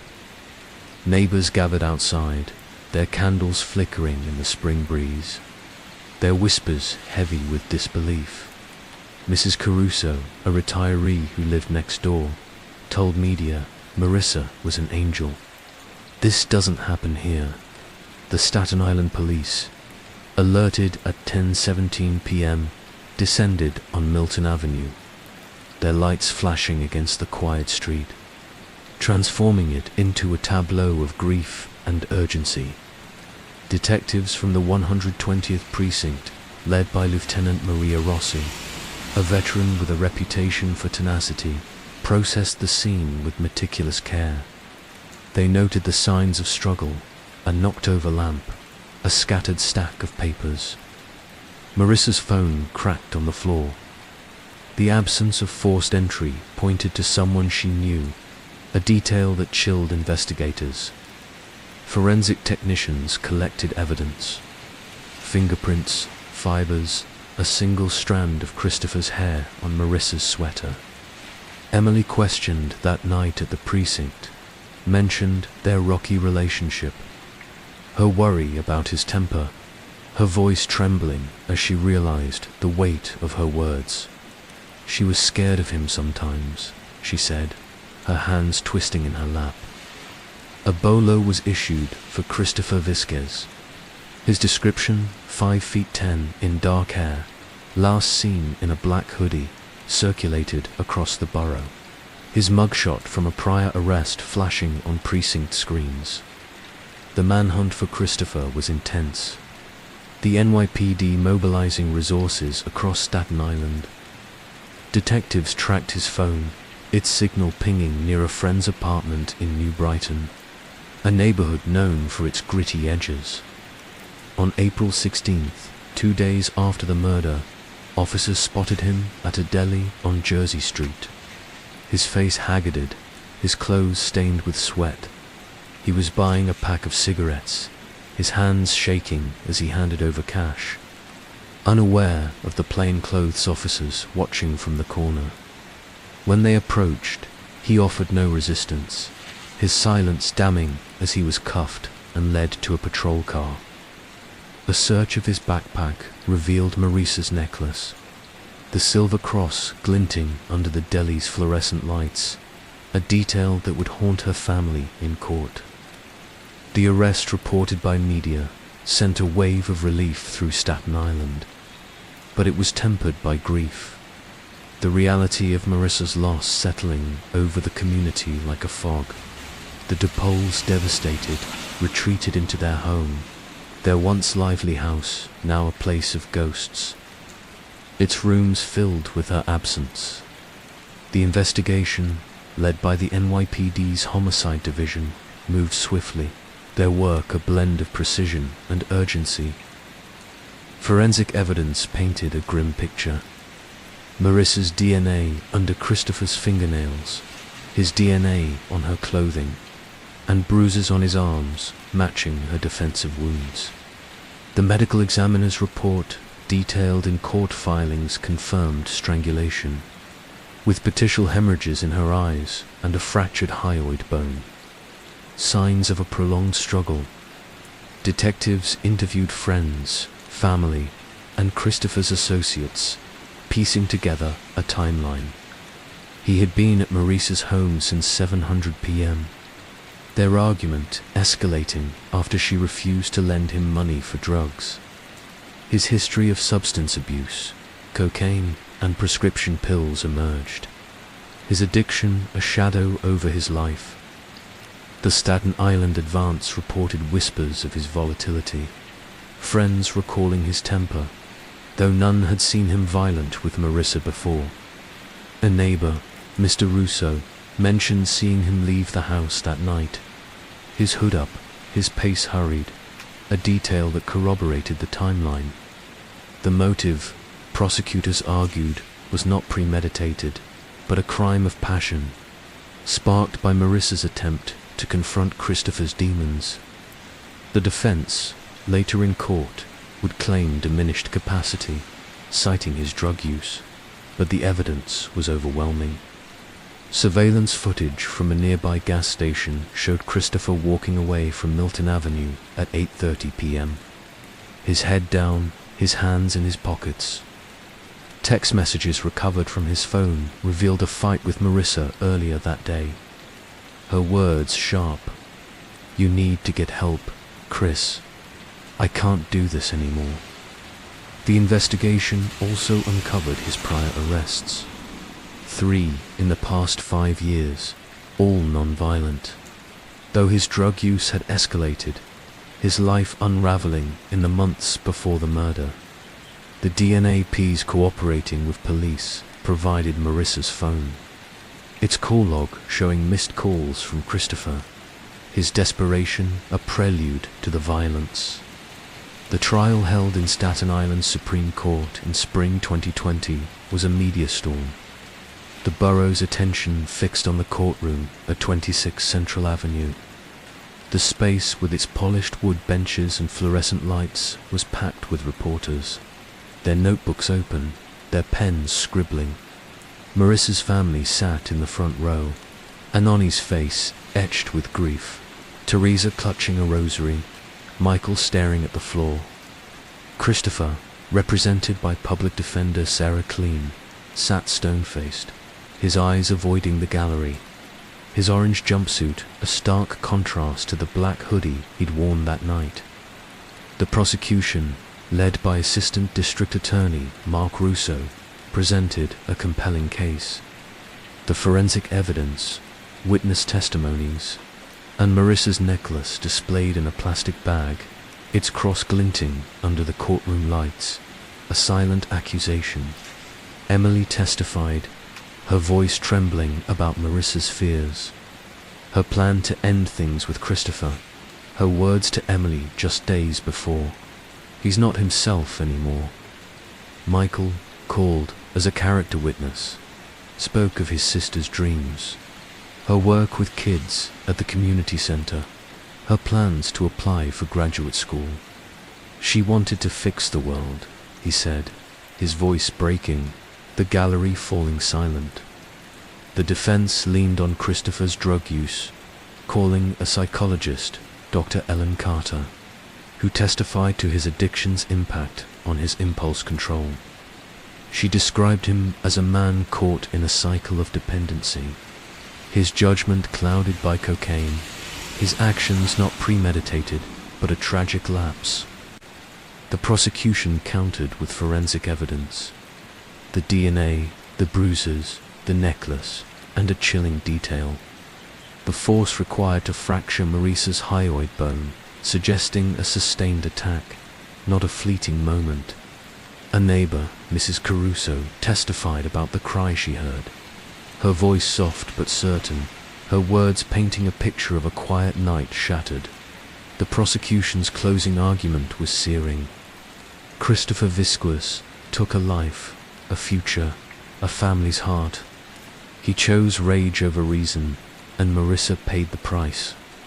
The defense pleaded for leniency, citing his remorse, his tears in custody, but the jury, after a week of deliberation, was unmoved. On June 10, 2020, the verdict came. Guilty of second-degree murder. The courtroom was silent. Teresa collapsing into Anani's arms. Michael staring at the floor, his fists clenched. Christopher's face remained blank, his eyes fixed on the table as the foreman read the decision. Sentencing on July 15th brought a 25 years to life term. The judge, Patricia Cole, addressing the Dapples directly. No sentence can heal your loss, but I hope it brings some peace.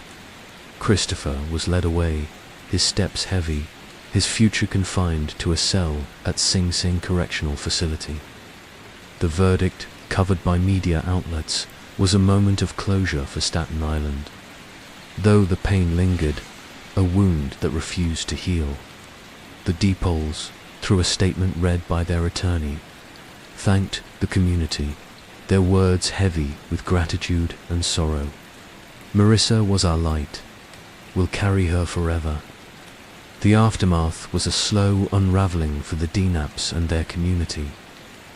Teresa quit nursing, unable to face the hospital's sterile halls. Her days spent in Marissa's bedroom, its posters and books untouched, a shrine to a life cut short. Anthony, once joyous, grew quiet. His construction work a refuge from grief. His evenings spent on the porch, staring at the stars. Michael moved to Brooklyn, seeking distance from the memories. Though he called home daily, his voice a lifeline for his parents. The community rallied. A scholarship in Marissa's name established at the College of Staten Island, funding social work students. Its first recipient, a young woman from Stapleton, who shared Marissa's passion. Friends, led by Emily, organized vigils each April. Their candles lighting Milton Avenue, their songs a tribute to her spirit. The house sold in 2021 to a young couple stood as a reminder, its new owners planting cherry blossoms in the yard, a quiet nod to Marissa's love of spring. Christopher, incarcerated at Sing Sing, faded from the narrative. His appeals ongoing but unlikely to succeed. His life a series of grey days behind bars. The Staten Island Advance reported on his first appeal in 2021, denied by the appellate division. His claims of ineffective counsel and diminished capacity rejected. The community, meanwhile, grappled with its own questions about addiction, about violence, about the fragility of safety in a place they called home. The case became a touchstone, sparking discussions at community centers and churches, residents reflecting on how to protect their youth from the shadows that claimed Marissa. Her story, covered by local news and etched in the borough's memory, was a reminder of love lost to violence, of a young woman whose dreams were stolen, and of a community that vowed to keep her light alive. By September 2025, the Marissa Dapley case remained a wound for Staten Island. Its impact felt in the quiet moments when Teresa walked past her daughter's room, when Anthony saw a cherry blossom bloom, when Michael heard a laugh that sounded like hers. The scholarship grew, funding 3 more students, each carrying Marissa's dream forward. Emily, now a nurse, volunteered at the Stapleton Community Center, teaching kids to read. her work a tribute to her friend. The borough, with its bustling ferries and quiet streets, moved on. But Marissa's absence lingered, her life a testament to compassion, her death a call to cherish those we love. As the sun set over Milton Avenue, casting long shadows across the cherry blossoms, her memory endured, a quiet presence in a community forever changed. Story 6. The air in Sherman, Texas, was thick with the heat of early summer on May 14, 2015, the kind of day where the sun pressed down on the flat, sprawling landscape, leaving no corner untouched. In a modest apartment on the edge of town, Amanda Pierce, a 32-year-old mother of two, stood in her bedroom, her hands trembling as she folded clothes into a worn duffel bag. Her heart raced, not with fear, but with resolve. She was leaving, finally breaking free from the man who had turned her life into a cycle of fear and pain. Brian Esper, her boyfriend of 3 years, was not home, and Amanda saw her chance. She had called a friend for a ride, her voice steady despite the knot in her stomach, and made plans to stay somewhere safe, somewhere she could be with her children again. But as the clock ticked toward evening, the door swung open and Brian's shadow filled the frame. By 7:16 p.m., a 911 call would shatter the quiet of that small apartment. Reporting, Amanda's attempted suicide, or so it was claimed. The truth, as her sister Kimberly would fight to uncover, was far darker, tangled in a legacy of domestic violence that had already claimed too much of the Pierce family. Amanda Pierce was born into a tight-knit family in Calera, Oklahoma, a small town where the rhythm of life was set by church bells and Friday night football games. The youngest of 3 sisters, Amanda grew up under the watchful love of her mother, Rebecca, and alongside her sisters, Vivian and Kimberly. Their father, a hard-working man with a gentle smile, died in a car accident in the early 2000s, leaving Rebecca to raise her daughters and son alone. The Pierce women were inseparable, their bond forged through shared laughter and quiet moments in their modest home. Amanda was the dreamer, her hazel eyes always sparkling with a mix of mischief and kindness. She loved music, her fingers strumming an old guitar, and she had a way of making her children, a boy and a girl, feel like the center of the universe. But life had not been kind to the Pierces. In 2007, Amanda's brother succumbed to a sudden illness, a loss that left the family reeling. Then, in 2009, tragedy struck again, this time with a brutality that would haunt Amanda and Kimberly for years. Vivian, the middle sister, had fallen into a relationship with Damon Butler, a man whose charm masked a growing addiction to drugs and a propensity for violence. By 2009, Vivian had had enough. She packed her bags, determined to leave him and start anew.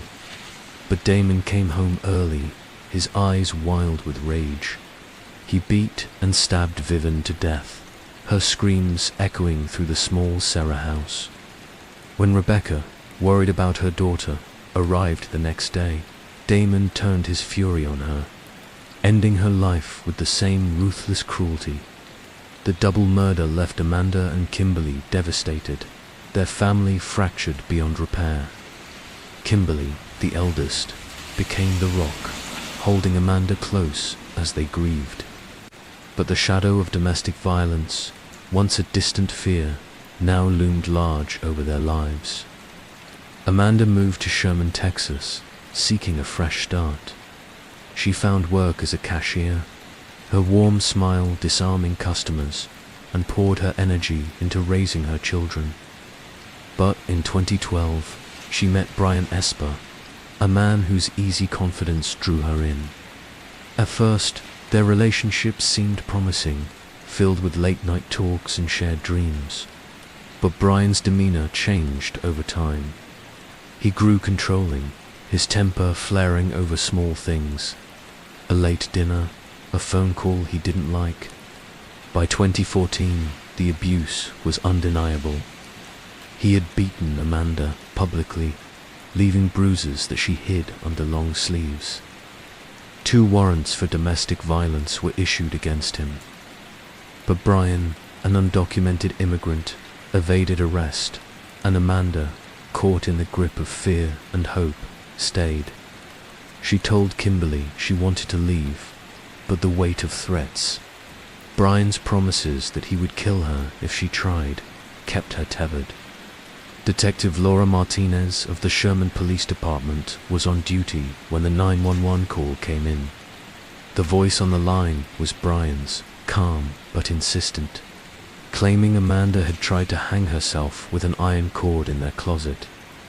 Martinez arrived at the apartment to find paramedics working frantically to revive Amanda, her body limp, her face pale. They managed to restore a pulse, rushing her to the intensive care unit at Tacoma Medical Center. Brian stood in the corner, his hands stuffed in his pockets, his eyes avoiding Martinez's gaze. She noted his demeanor, detached, almost rehearsed, and the apartment's eerie order. There were no signs of a struggle, no overturned furniture or scattered belongings, just the duffel bag half-packed on the bed. Something didn't sit right. Martinez had seen too many cases where domestic violence hid behind a facade of normalcy, and her instincts told her this was no simple suicide attempt. Kimberly Mullins, Amanda's sister, was at home in Oklahoma when her phone rang. The hospital's voice on the other end was clinical, delivering the news that Amanda was in critical condition.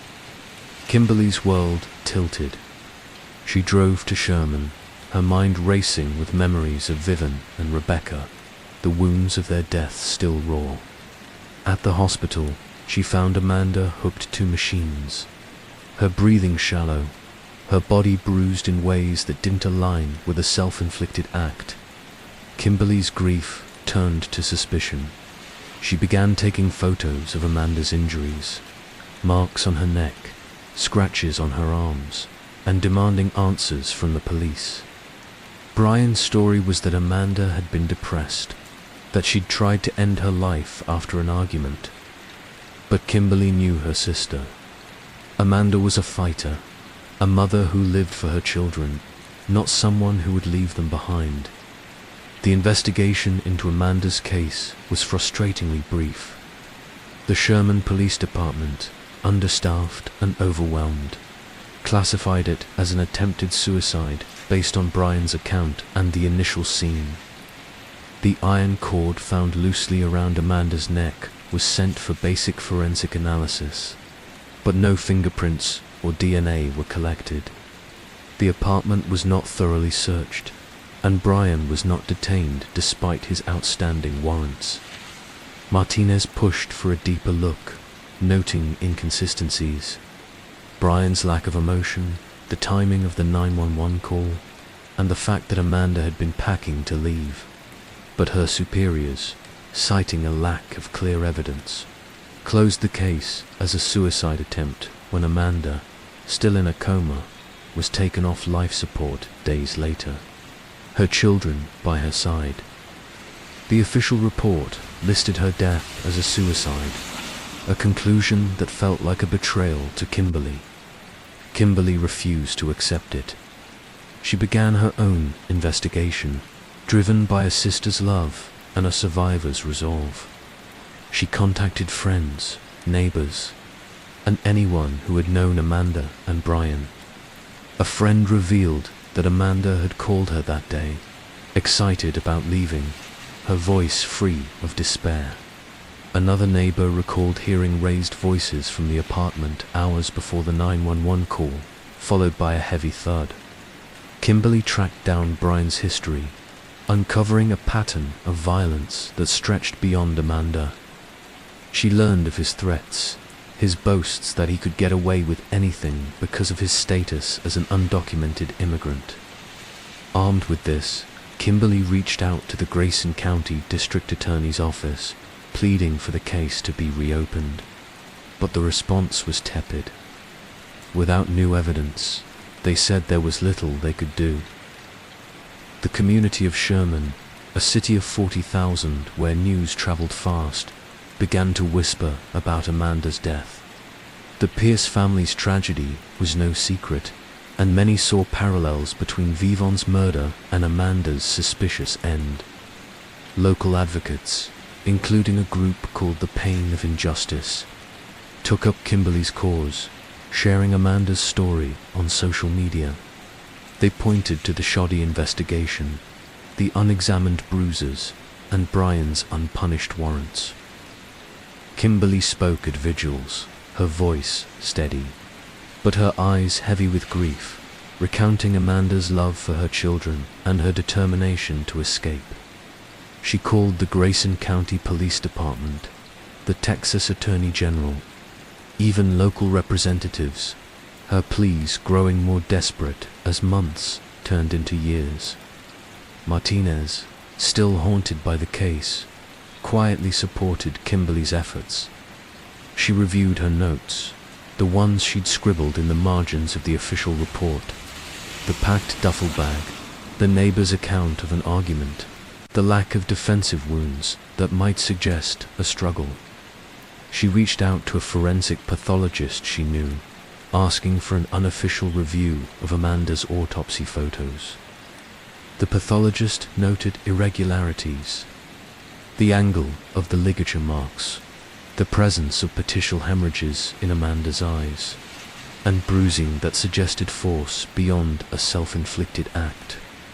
It wasn't conclusive, but it was enough to fuel Martinez's doubts. She met Kimberly in secret, sharing what she could without risking her job. Together, they built a case piece by painstaking piece, hoping to force a reinvestigation. By 2017, the pressure was mounting. The Pain of Injustice published a detailed account of Amanda's story online, citing Brian's history and the police's failure to act, framing the Pierce family's losses as a stark warning about domestic violence. The story went viral in Sherman, prompting a small but vocal protest outside the Grayson County Courthouse. Kimberly stood at the forefront, holding a photo of Amanda smiling with her children, her voice breaking as she demanded justice. The Grayson County District Attorney, Brett Smith, promised to review the case, but progress was slow. Brian, meanwhile, had disappeared, his whereabouts unknown, leaving Kimberly with a gnawing fear that he had slipped through the cracks. The case remained open, but stagnant, a cold file in a system that seemed indifferent. Kimberly's fight continued, her life now defined by the pursuit of truth. She moved to Tulsa, where she worked as a nurse, but her evenings were spent writing letters, making calls, and combing through records. She found solace in her children and Amanda's, who were growing up with stories of their mother's courage. The Pierce family's tragedy became a rallying cry for advocates, a reminder of how often domestic violence cases were mishandled. Martinez, promoted to lead detective by 2020, kept Amanda's file on her desk, a silent promise to keep pushing when the time was right. The Amanda Pierce case was not a headline-grabbing mystery, but a quiet, aching wound in a community that had seen too much loss.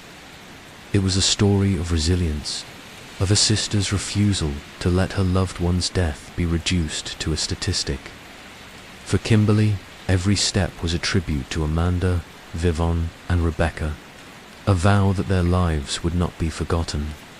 The truth of what happened that May evening in Sherman remains elusive, but the fight for justice burns on, a testament to the enduring power of love in the face of unimaginable pain. Story 7. The morning sun cast a golden glow over the rolling hills of West Virginia, where the small town of Bluefield nestled quietly in the embrace of the Appalachian Mountains. It was September 29th, 2018, and the air carried the crisp promise of autumn, a season that usually brought comfort to the tight-knit community. But on this day, a shadow would fall over Bluefield, one that would linger for years, unraveling the lives of those touched by a crime so unthinkable it would shake the town to its core. At the heart of this tragedy was Samantha Keithley, a 33-year-old mother whose life and death would become a haunting enigma, exposing the fragility of trust and the devastating consequences of hidden pain. This is the story of the Samantha Keithley case, a tale of love, betrayal, and a desperate act that left a community grappling with questions that may never be fully answered. Samantha Keithley was a woman who seemed to embody the spirit of Bluefield. With her warm smile and infectious laugh, she was the kind of person who lit up a room, her presence a balm to those around her. Born and raised in the town, Samantha was a product of its rugged beauty and resilient people. She had grown up in a modest home on Cherry Street, where she and her older brother, Tommy, spent their childhoods exploring the nearby woods and dreaming of futures beyond the mountains. Samantha was bright with a quick wit and a passion for helping others. After high school, she trained as a nurse's aide, working at the local hospital, where her gentle touch and kind words earned her the affection of patients and colleagues alike. By 2018, Samantha's life revolved around her 4-year-old daughter, Lily, a spirited girl with her mother's hazel eyes and boundless curiosity. Samantha was a single mother, having parted ways with Lily's father, a truck driver named Michael Reed, shortly after Lily's birth. The separation had been amicable, and Michael remained a devoted father, sharing custody and visiting often. Samantha lived in a small apartment on Bland Street, its walls adorned with Lily's crayon drawings and photos of the two of them laughing at the county fair. To neighbors, Samantha was a devoted mother, always seen pushing Lily's stroller or reading to her on the porch.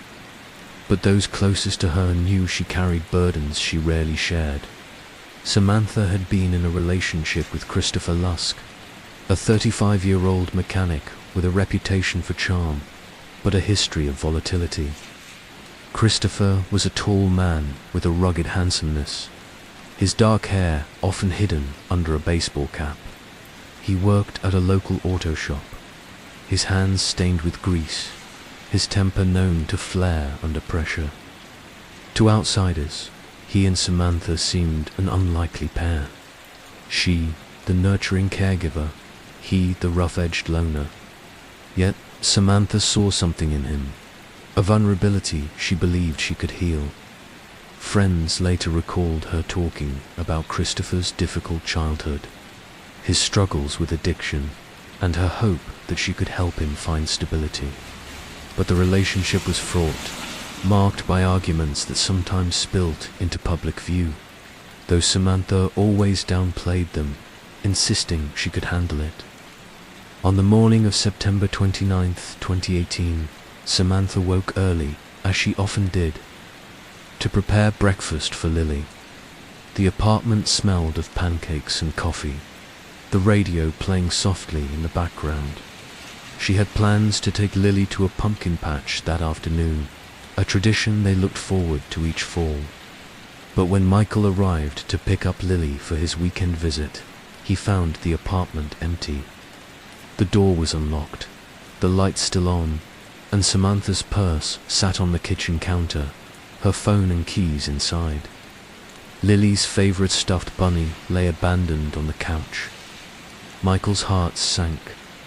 Samantha was meticulous about Lily's schedule, never missing a handoff. He called her phone, but it went straight to voicemail. After an hour of waiting, he dialed 911. The Bluefield Police Department responded quickly, dispatching Officer Emily Harper, a young but sharp investigator with a reputation for thorough. Harper arrived at the apartment, her boots echoing on the hardwood floor as she surveyed the scene. The absence of any sign of a struggle was striking. No broken furniture, no blood, no overturned belongings. Yet, the open door and untouched purse suggested something abrupt had happened.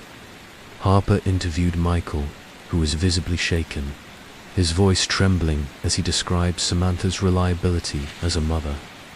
"She'd never leave Lily like this," he said, his hands clenched into fists. Harper noted his distress, but also his alibi. He'd been on a long-haul delivery in Virginia, verified by his employer's GPS logs. As news of Samantha's disappearance spread, Bluefield mobilized. Volunteers scoured the town, taping missing person flyers to lampposts and storefronts. Samantha's smiling face, a stark contrast to the growing fear in the community. The local newspaper ran a front-page story, and local news channels broadcast pleas for information. Samantha's brother, Tommy, now a mechanic living in nearby Princeton, returned to Bluefield, his face etched with worry. He told Harper about Samantha's relationship with Christopher, describing heated arguments and Christopher's jealousy over Samantha's lingering ties to Michael. "I told her to leave him," Tommy said, his voice heavy with regret, "but she thought she could fix him." The investigation focused on Christopher Lusk almost immediately. Harper and her partner, Detective Mark Sullivan, a grizzled veteran with a knack for reading people, visited Christopher at his home on Pulaski Street, a run-down duplex with peeling paint and a cluttered yard. Christopher was cooperative, if guarded, his arms crossed as he answered their questions. He claimed he hadn't seen Samantha since the previous evening when they'd had dinner at her apartment. "We talked, watched a movie, and I left around 10 o'clock, he said, his eyes darting to the floor. But his story had holes. He couldn't recall what movie they'd watched. And neighbors reported hearing raised voices from Samantha's apartment that night. The police obtained a search warrant for Christopher's home and vehicle, a beat-up Chevy pickup. Inside the truck, they found traces of blood in the bed, later confirmed through DNA testing to belong to Samantha. The discovery sent a chill through the investigation team. Sullivan, who had seen his share of violent crimes, felt a knot in his stomach. "This isn't looking like a runaway case," he told Harper, his voice low. They brought Christopher in for questioning, his demeanor shifting from cooperative to defensive as the evidence mounted. He insisted the blood was from a cut Samantha had gotten while helping him move furniture. But the explanation felt flimsy, and his refusal to take a polygraph only deepened suspicions. On October 3rd, 2018, a hiker in the East River Mountain area just outside Bluefield made a gruesome discovery. In a shallow ravine, partially covered by leaves and branches, was a body wrapped in a tarp. The scene was haunting. The tarp, weathered and torn, seemed a cruel shroud for the vibrant woman Samantha had been. Forensic teams confirmed it was Samantha Keithley, her body bearing signs of blunt force trauma to the head. The cause of death was determined to be a severe skull fracture, likely inflicted by a heavy object. The tarp, purchased at a local hardware store, bore no fingerprints, but its presence suggested an attempt to conceal the crime. The discovery transformed the case into a homicide investigation, and Christopher Lusk became the prime suspect. The Bluefield police, working with the West Virginia State Police, built a meticulous case. Surveillance footage from a gas station near Samantha's apartment showed Christopher's truck parked nearby at 11:17 p.m. on September 28, contradicting his claim that he'd left by 10 o'clock. A search of his phone records revealed deleted text messages to Samantha, including one sent hours before her disappearance. "We need to talk now." Most damning was a receipt found in his duplex for the tarp time-stamped September 29th, just hours before Michael reported Samantha missing. Christopher was arrested on October 5, 2018, charged with first-degree murder. The news rocked Bluefield, a town unaccustomed to such violence. Samantha's family was devastated. Tommy, speaking to the media, struggled to hold back tears. "She was my little sister, my best friend." He said she deserved better than this. Michael, now caring for Lily full-time, withdrew from public view, his grief compounded by the challenge of explaining the loss to a full. The community held a candlelight vigil at Bluefield City Park, where hundreds gathered to honor Samantha, their candles flickering like stars against the darkening sky. As the investigation deepened, details of Samantha and Christopher's relationship emerged. Friends revealed that Christopher had been increasingly possessive, upset by Samantha's independence and her co-parenting arrangement with Michael. A co-worker at the hospital recalled Samantha confiding about a recent argument where Christopher had accused her of infidelity. She was scared but didn't want to admit it, the co-worker told police. Court records also uncovered Christopher's history of domestic violence, including a prior arrest for assaulting a former girlfriend, though the charges were dropped. The picture that formed was one of a man whose charm masked a dangerous volatility and a woman who had tried and failed to save him. The trial began in June 2019 at the Mercer County Courthouse, a stately bricked building that stood as a pillar of justice in Bluefield. The courtroom was packed, the air heavy with anticipation. Prosecuting attorney Karen Summers, a formidable lawyer with a reputation for precision, presented a compelling case. She walked the jury through the evidence, the blood in Christopher's truck, the surveillance footage, the tarp receipt, and the forensic analysis that pinpointed the time of death to the late hours of September 28th. Christopher Lusk acted with premeditation and malice, Summers told the jury, her voice steady. He took Samantha Keithley's life and tried to erase her existence. The defense, led by attorney Robert Dunlap, argued that the case was circumstantial. Dunlap, a seasoned public defender, suggested that the blood in the truck could have come from an innocent incident and the tarp receipt didn't prove. Christopher had used it to conceal a body. He painted Samantha's death as a tragic accident, possibly the result of an argument gone wrong. Christopher took the stand, his voice soft but unconvincing as he repeated his claim of innocence. "I loved Sam," he said, his eyes avoiding the jury. "I'd never hurt her." But his testimony faltered under cross-examination, his answers vague and contradictory. The trial lasted 3 weeks, each day a painful reminder of Samantha's absence. Lily, too young to understand the proceedings, stayed with Michael's parents, her laughter a distant memory in the courtroom. Tommy sat in the front row, his face a mask of grief and anger. On July 12, 2019, the jury delivered its verdict. Christopher Lusk was guilty of first-degree murder. The courtroom erupted in quiet sobs as Judge William Sadler sentenced him to life without parole, describing the crime as a betrayal of the worst kind. Christopher showed no emotion, his gaze fixed on the floor as he was led away. The aftermath of the trial left Bluefield changed.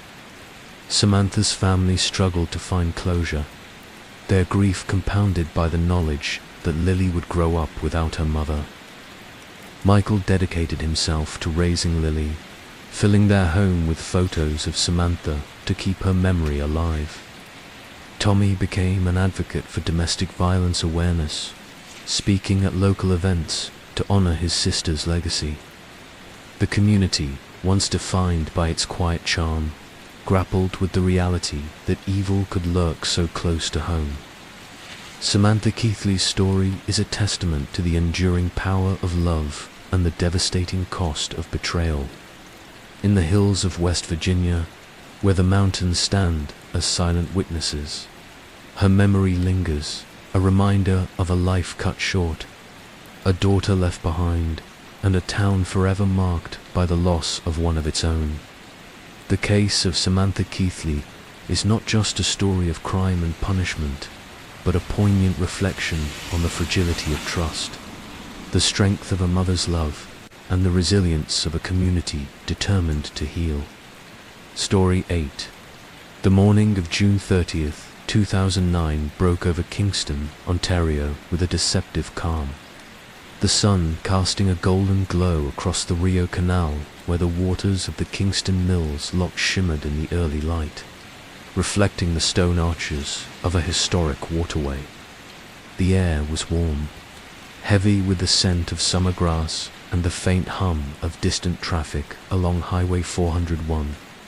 A family of tourists pausing to admire the canal's serene beauty noticed something odd. A black Nissan Sentra, its roof barely visible beneath the shallow water of the loch. Its front end tilted awkwardly against the stone wall.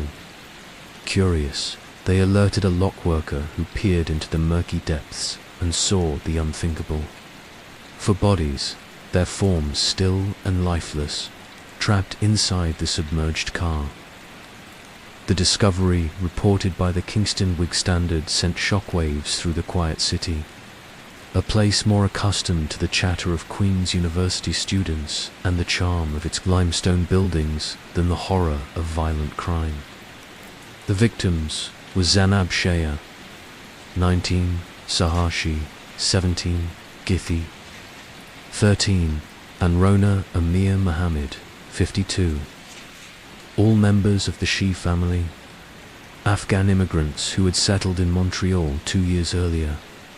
What seemed at first a tragic accident would unravel as a meticulously planned murder, a so-called honor killing that exposed a family's dark obsession with control, leaving Canada reeling in a community grappling with the collision of cultural norms and unspeakable cruelty.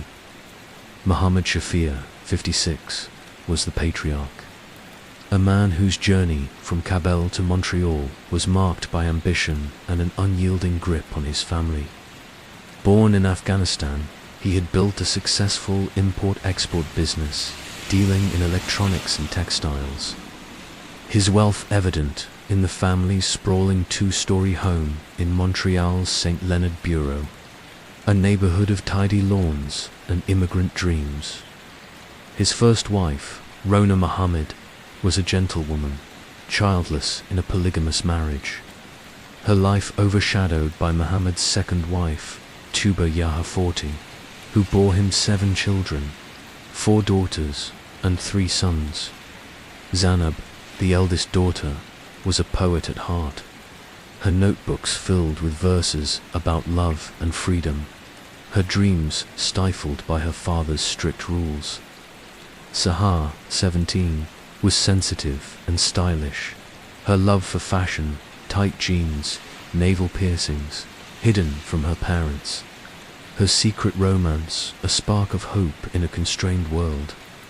Githi, at 13, was the family's rebel, her feisty spirit clashing with her father's demands, her laughter a defiance against the fear that permeated their home. Rona, treated more like a servant than a wife, supported the girl's quiet rebellions, her own life a quiet tragedy of isolation, her diary later revealing her longing for freedom. The Shifia family's journey to Canada was one of upheaval and adaptation. Originally from Kabul, they fled Afghanistan's turmoil in the 1990s, settling in Dubai, where Muhammad's business thrived, and later in Australia before immigrating to Montreal in 2007 under Canada's investor program, as noted by MLAN's their new home. A modern house with high ceilings and a garage full of cars. A Lexus SUV, a Cadillac, the fateful Nissan, spoke of success. but within its walls, the family was a fortress of control. Muhammad, a domineering figure with a sharp temper, enforced strict rules rooted in his Afghan cultural values. No dating, no Western clothing, no unsupervised outings. Tuba, his loyal partner, upheld his edicts. Her role as mother intertwined with enforcer, her love for her children conditional on their obedience. Their eldest son, Hamid, 18, was Muhammad's confidant, tasked with monitoring his sisters, his loyalty to his father absolute, his role as protector, a burden he embraced with zeal. The younger siblings, still in school, lived in the shadow of this control. There lies a delicate balance between fear and the allure of Canadian freedoms. The Shifia household was a place of tension, its modern facade hiding a world of fear. Teachers at Anton St. Igsop High School, where Sahar and Githi studied, noticed the girls' distress, their stories painting a picture of oppression. Sahar, a quiet beauty with a pierced navel and a love for makeup, confided to a school counselor, Jose Foran, "I want to die. I've had enough." Her words a cry for help after her father discovered her boyfriend Ricardo through photos on her cell phone. Githi at 13 was outspoken, her rebellion taking the form of skipped classes and shoplifting. Her pleas to a teacher, "I want to get out of this house." A desperate bid for freedom. Rona, in a diary later found by police, wrote of her loneliness, her role diminished by Tuba's dominance. Her support for the girl's dreams, a quiet act of defiance. Zainab, the eldest, bore the brunt of her father's wrath. Her desire for independence, a constant battle. Her secret love for Omar Watt, a Pakistani classmate, a spark that would ignite the family's descent into tragedy. The seeds of the tragedy were sown in the spring of 2009 when Zainab, desperate for freedom, took a bold step. In April, she fled to a women's shelter in Montreal. Her secret boyfriend Omar, the catalyst for her escape. H discovering her with Amma alerted Muhammad, who, in wiretapped conversations reported by Malanes, called her A_, his voice dripping with contempt, his notion of honor tarnished by her actions. Zainab's brief marriage to Omar in May 2009, annulled after a day under family pressure, enraged Muhammad further, his threats of violence escalating. Saha's romance with Ricardo, a Honduran classmate, was uncovered through cell phone photos. Her father's fury leading to physical confrontations, her bruises noted by teachers. Guy, caught shoplifting and skipping school, was sent to live with relatives. Her rebellion a plea to escape. Rona, who supported the girl's desires for autonomy, became a target. Muhammad's anger at her disloyalty evident in wiretaps, where he cursed her as a traitor. By June, as the family planned a trip to Niagara Falls, a darker plan was forming, one rooted in Muhammad's belief that the women's actions had shamed the family beyond repair. The crime detailed unfolded with chilling precision. On June 29, 2009, the Shi family, returning from a vacation in Niagara Falls, checked into the Kingston East Motel, a modest roadside stops near the Rideau Canal. That night, Muhammad Tuba and Hamd executed a plan prosecutors later called premeditated murder, staged to look like an accident. Zainab, Sahar, Githi, and Rona were driven to a secluded spot near the Kingston Mills Lock, a quiet stretch of the canal surrounded by trees and darkness. The exact method of their deaths remains a point of speculation, but prosecutors argued they were likely drowned elsewhere, possibly in a nearby body of water before being placed in the Nissan. The car's interior showed no signs of a struggle.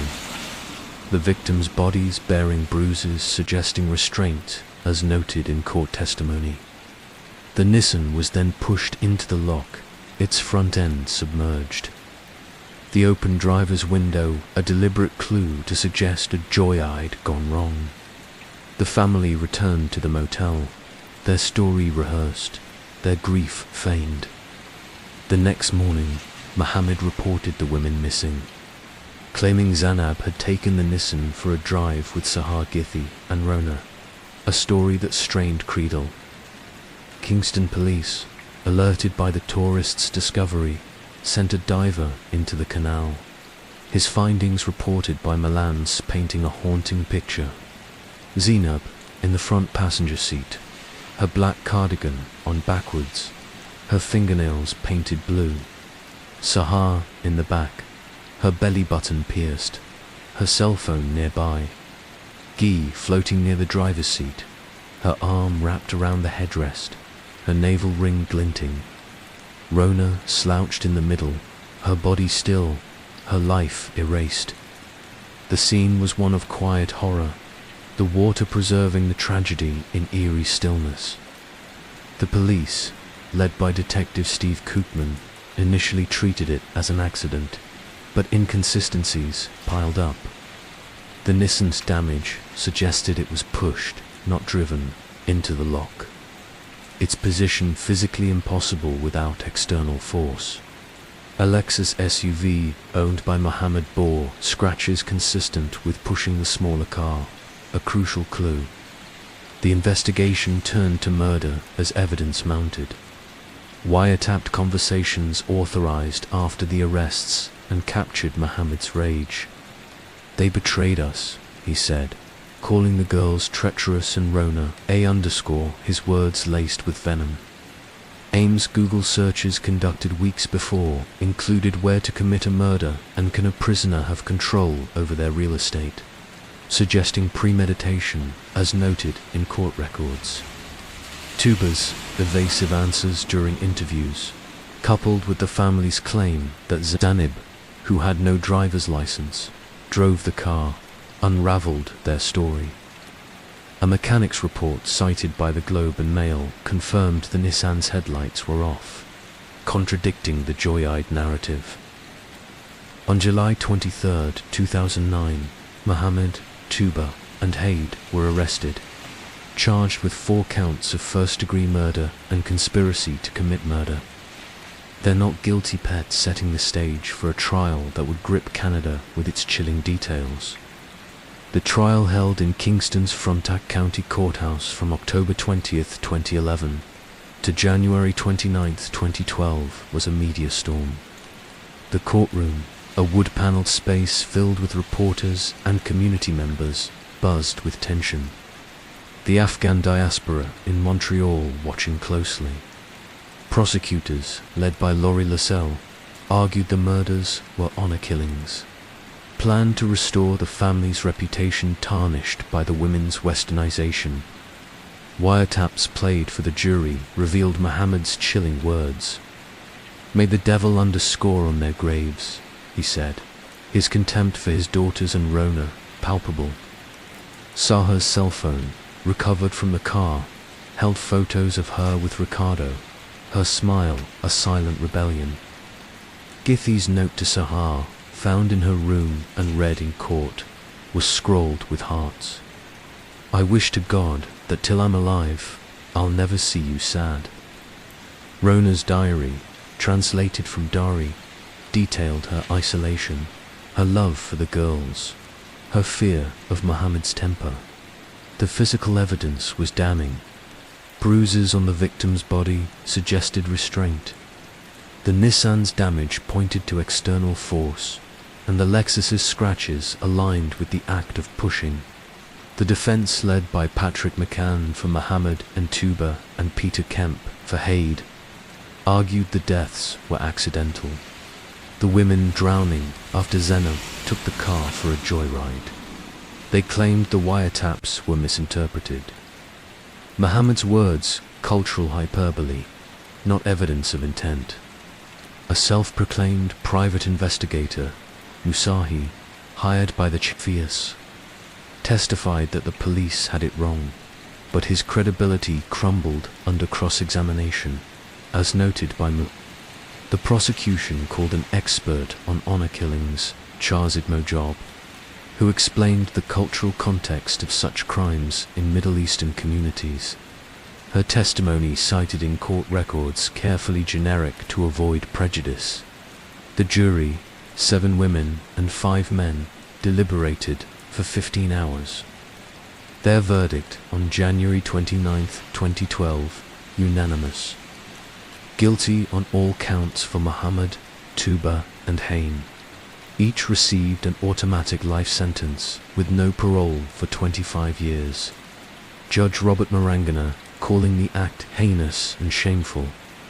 His words reported by France 24, echoing the nation's horror. The aftermath saw Canada confront the complexities of honor-based violence, a topic rarely discussed before the Shea case. The trial, covered extensively by the Toronto Star, sparked debates about cultural integration, women's rights, and the challenges faced by immigrant families navigating Western freedoms. Activists quoted for education to combat such crimes, noting that honor killings, while rare, exposed gaps in community support. The victims' graves in Laval, Quebec, became a site of quiet mourning, their headstones simple but heavy with loss. Visited by classmates and teachers who remembered their vibrancy. Muhammad incarcerated at Millhaven Institution, Tuba at Grand Valley Institution, and Hamd at Kingston Penitentiary maintained their innocence. Their appeals reaching the Supreme Court, which declined to hear the case in 2017, as reported by MLA's 2019 parole request to visit her mother's grave granted for 5 hours under escort stirred controversy. By September 2025, the She case remains a scar on Canada's conscience. Its legacy, a complex tapestry of grief and reckoning. Rona's memory, less public but no less cherished, lives in the stories of those who knew her kindness. The Rio Canal, once a symbol of Kingston's history, now carries the weight of the tragedy. Its waters a reminder of lives cut short. The Shifia women, their dreams of love and autonomy silenced, endure as a warning. Their story a plea to honor life over tradition, to hold fast to the light in a world where darkness can consume. Story 9. The morning of July 14, 2016, dawned warm and hazy over Bradford, West Yorkshire, where the streets of Manningham hummed with the rhythm of a multicultural city waking to another summer day. The air carried the scent of fresh naan from nearby bakeries and the distant hum of traffic along Leeds Road, a familiar backdrop to a community woven from South Asian traditions and British modernity. In a modest terrace house on a quiet street, its brick facade softened by climbing roses, Samaya Shait packed a small suitcase, her hands moving with purpose as she prepared for a trip to Pakistan. Their eldest son, Hamid, 18, was Muhammad's confidant, tasked with monitoring his sisters, his loyalty to his father absolute, his role as protector, a burden he embraced with zeal. The younger siblings, still in school, lived in the shadow of this control. There lies a delicate balance between fear and the allure of Canadian freedoms. The Shifia household was a place of tension, its modern facade hiding a world of fear. Teachers at Antond Esti Igsup High School, where Sahar and Githi studied, noticed the girls' distress, their stories painting a picture of oppression. Sahar, a quiet beauty with a pierced navel and a love for makeup, confided to a school counselor, Jose Foran, "I want to die. I've had enough." Her words a cry for help after her father discovered her boyfriend Ricardo through photos on her cell phone. Githi at 13 was outspoken. her rebellion taking the form of skipped classes and shoplifting.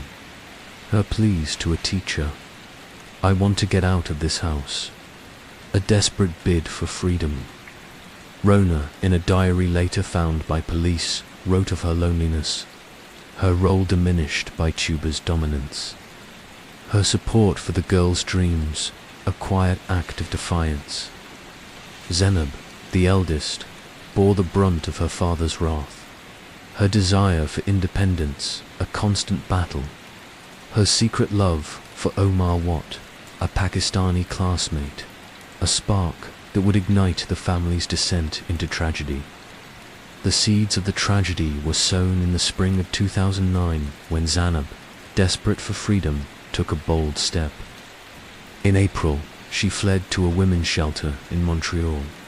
Her secret boyfriend Omar, the catalyst for her escape.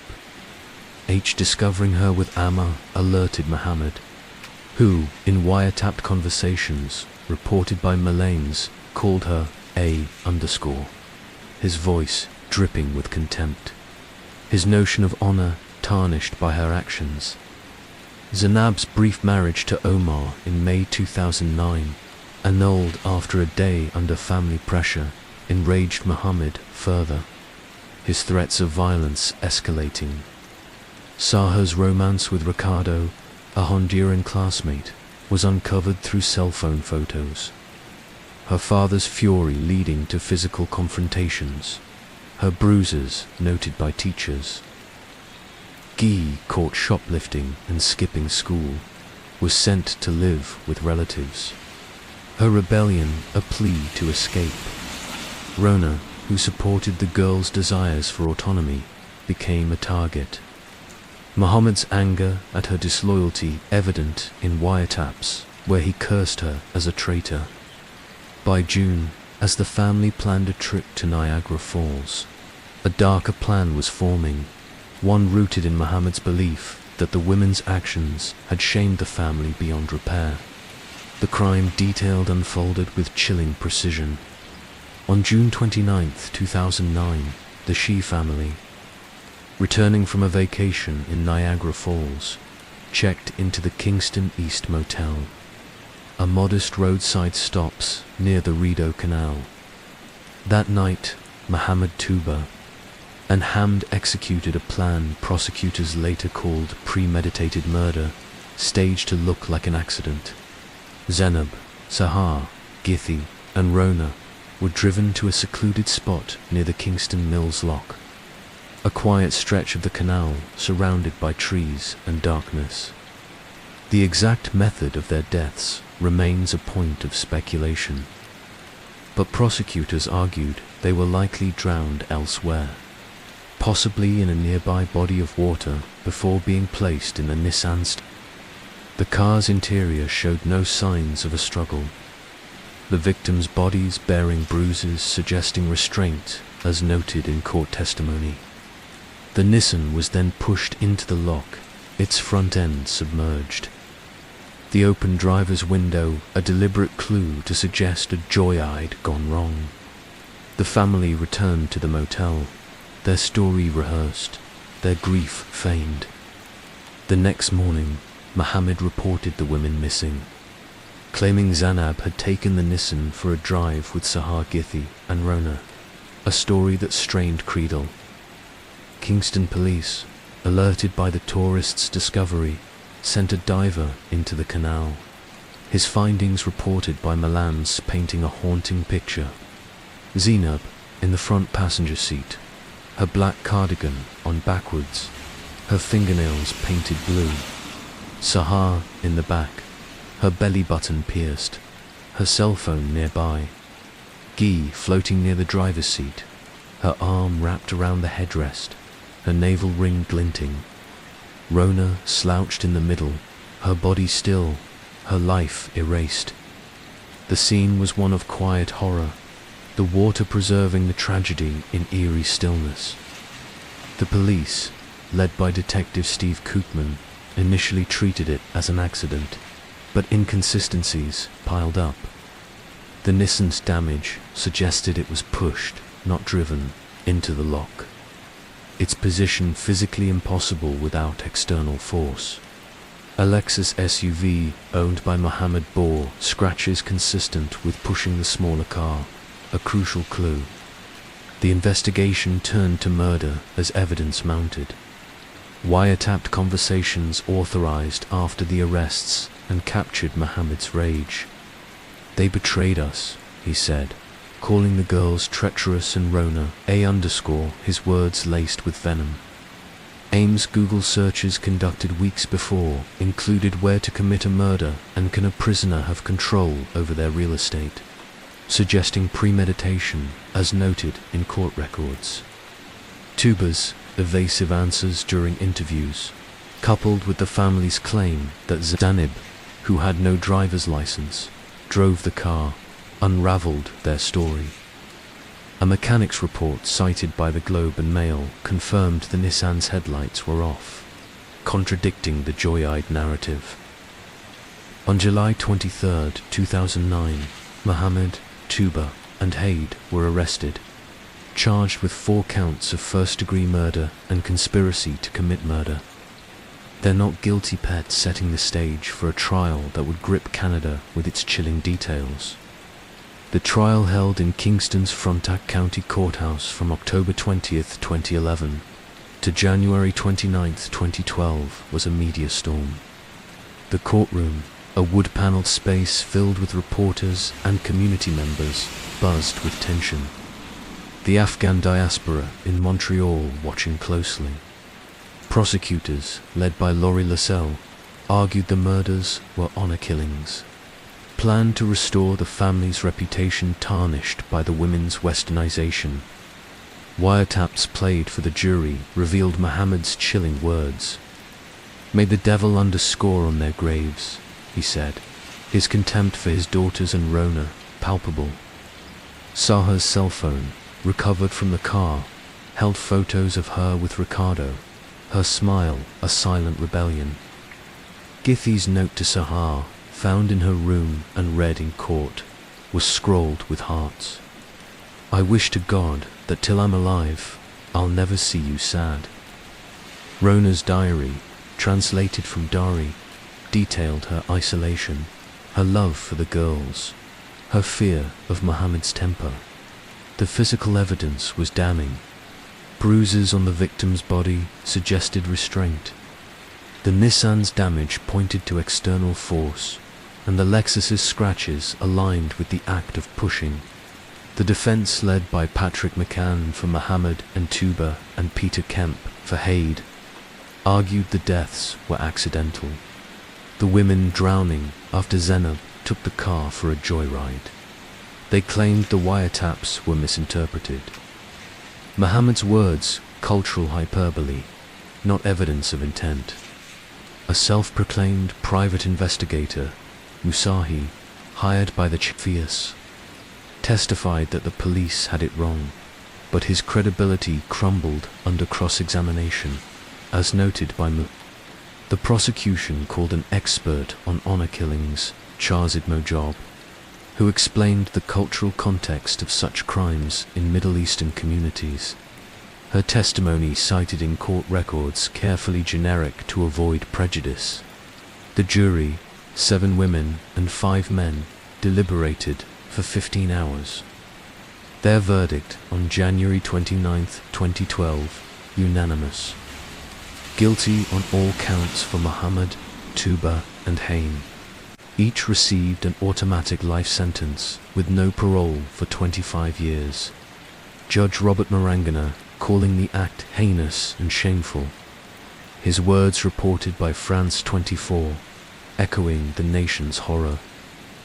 The aftermath saw Canada confront the complexities of honor-based violence, a topic rarely discussed before the Shea case.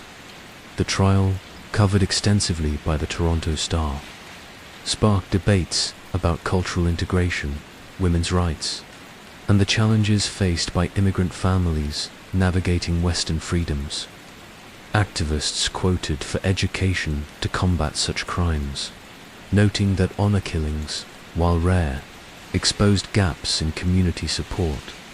The victims' graves in Laval, Quebec, became a site of quiet mourning. Their headstones, simple but heavy with loss, visited by classmates and teachers who remembered their vibrancy.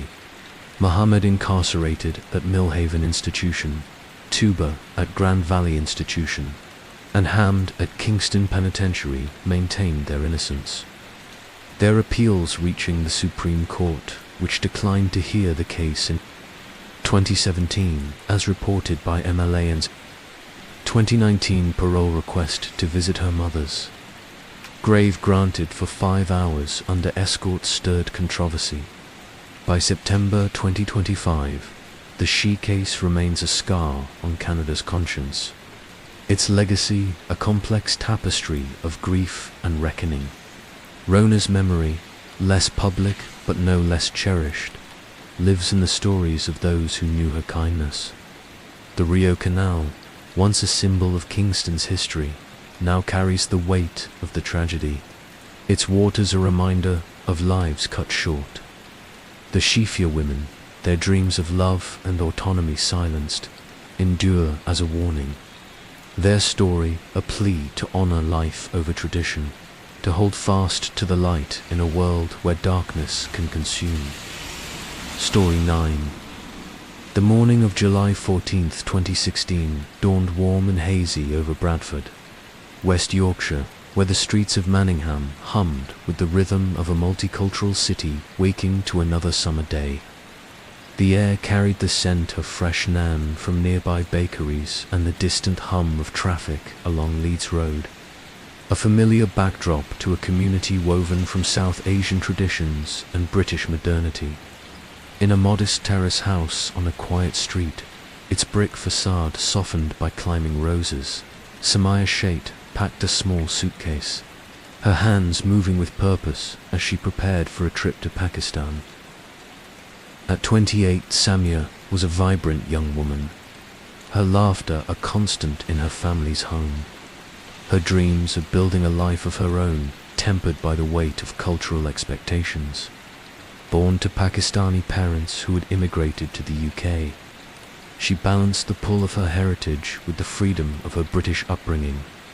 Her life a tapestry of love, ambition, and quiet rebellion.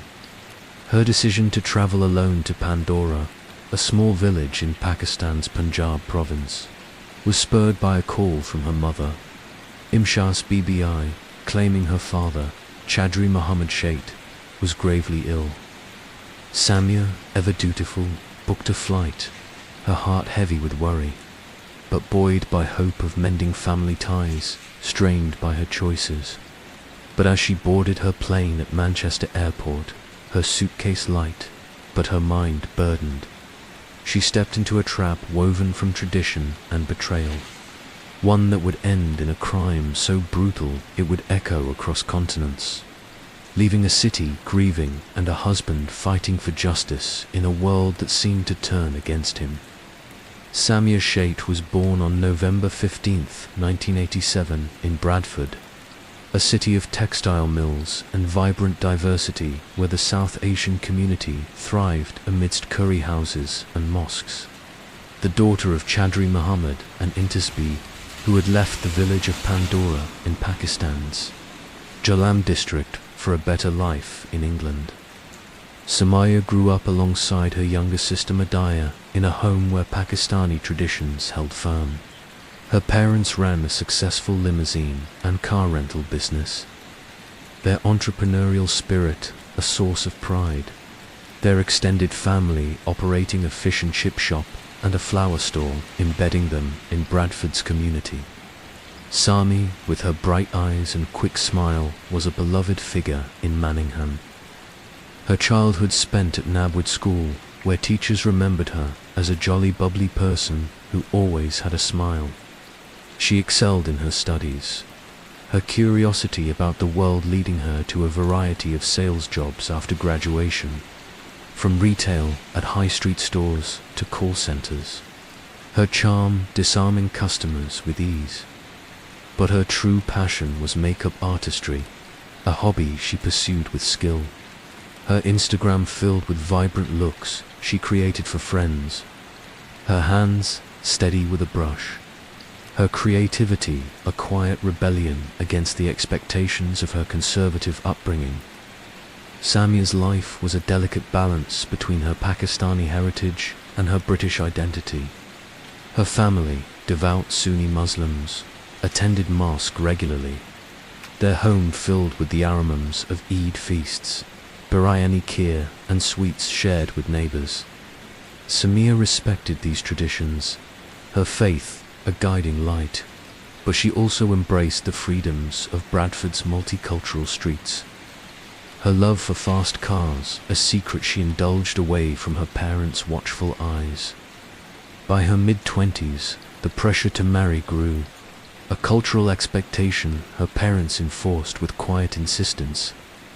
In 2012, at 25, she agreed to an arranged marriage with her first cousin, Chaudhry Mohammed Shakil, a match orchestrated by her parents to uphold family ties. The wedding held in Pakistan was a grand affair. The village alive with music and color. Sami dressed in a glittering lehenga, her smile radiant in photos, but her eyes distant as if sensing the weight of the choice. Shakil, a reserved man stayed in Pakistan while Samia returned to Bradford. Their marriage strained by distance and a lack of emotional connection. His immigration papers stalled in bureaucratic limbo, leaving them worlds apart. By 2013, Samia's heart had wandered. Her chance meeting with Syed Mukhtar Kazim at a community event in Bradford, sparking a love that would redefine her life. Mukhtar, a Shia Muslim from Dubai, was soft-spoken and gentle. His conversations with Samia about faith, family, and dreams forging a bond that felt like home. In 2014, Samia made a bold choice.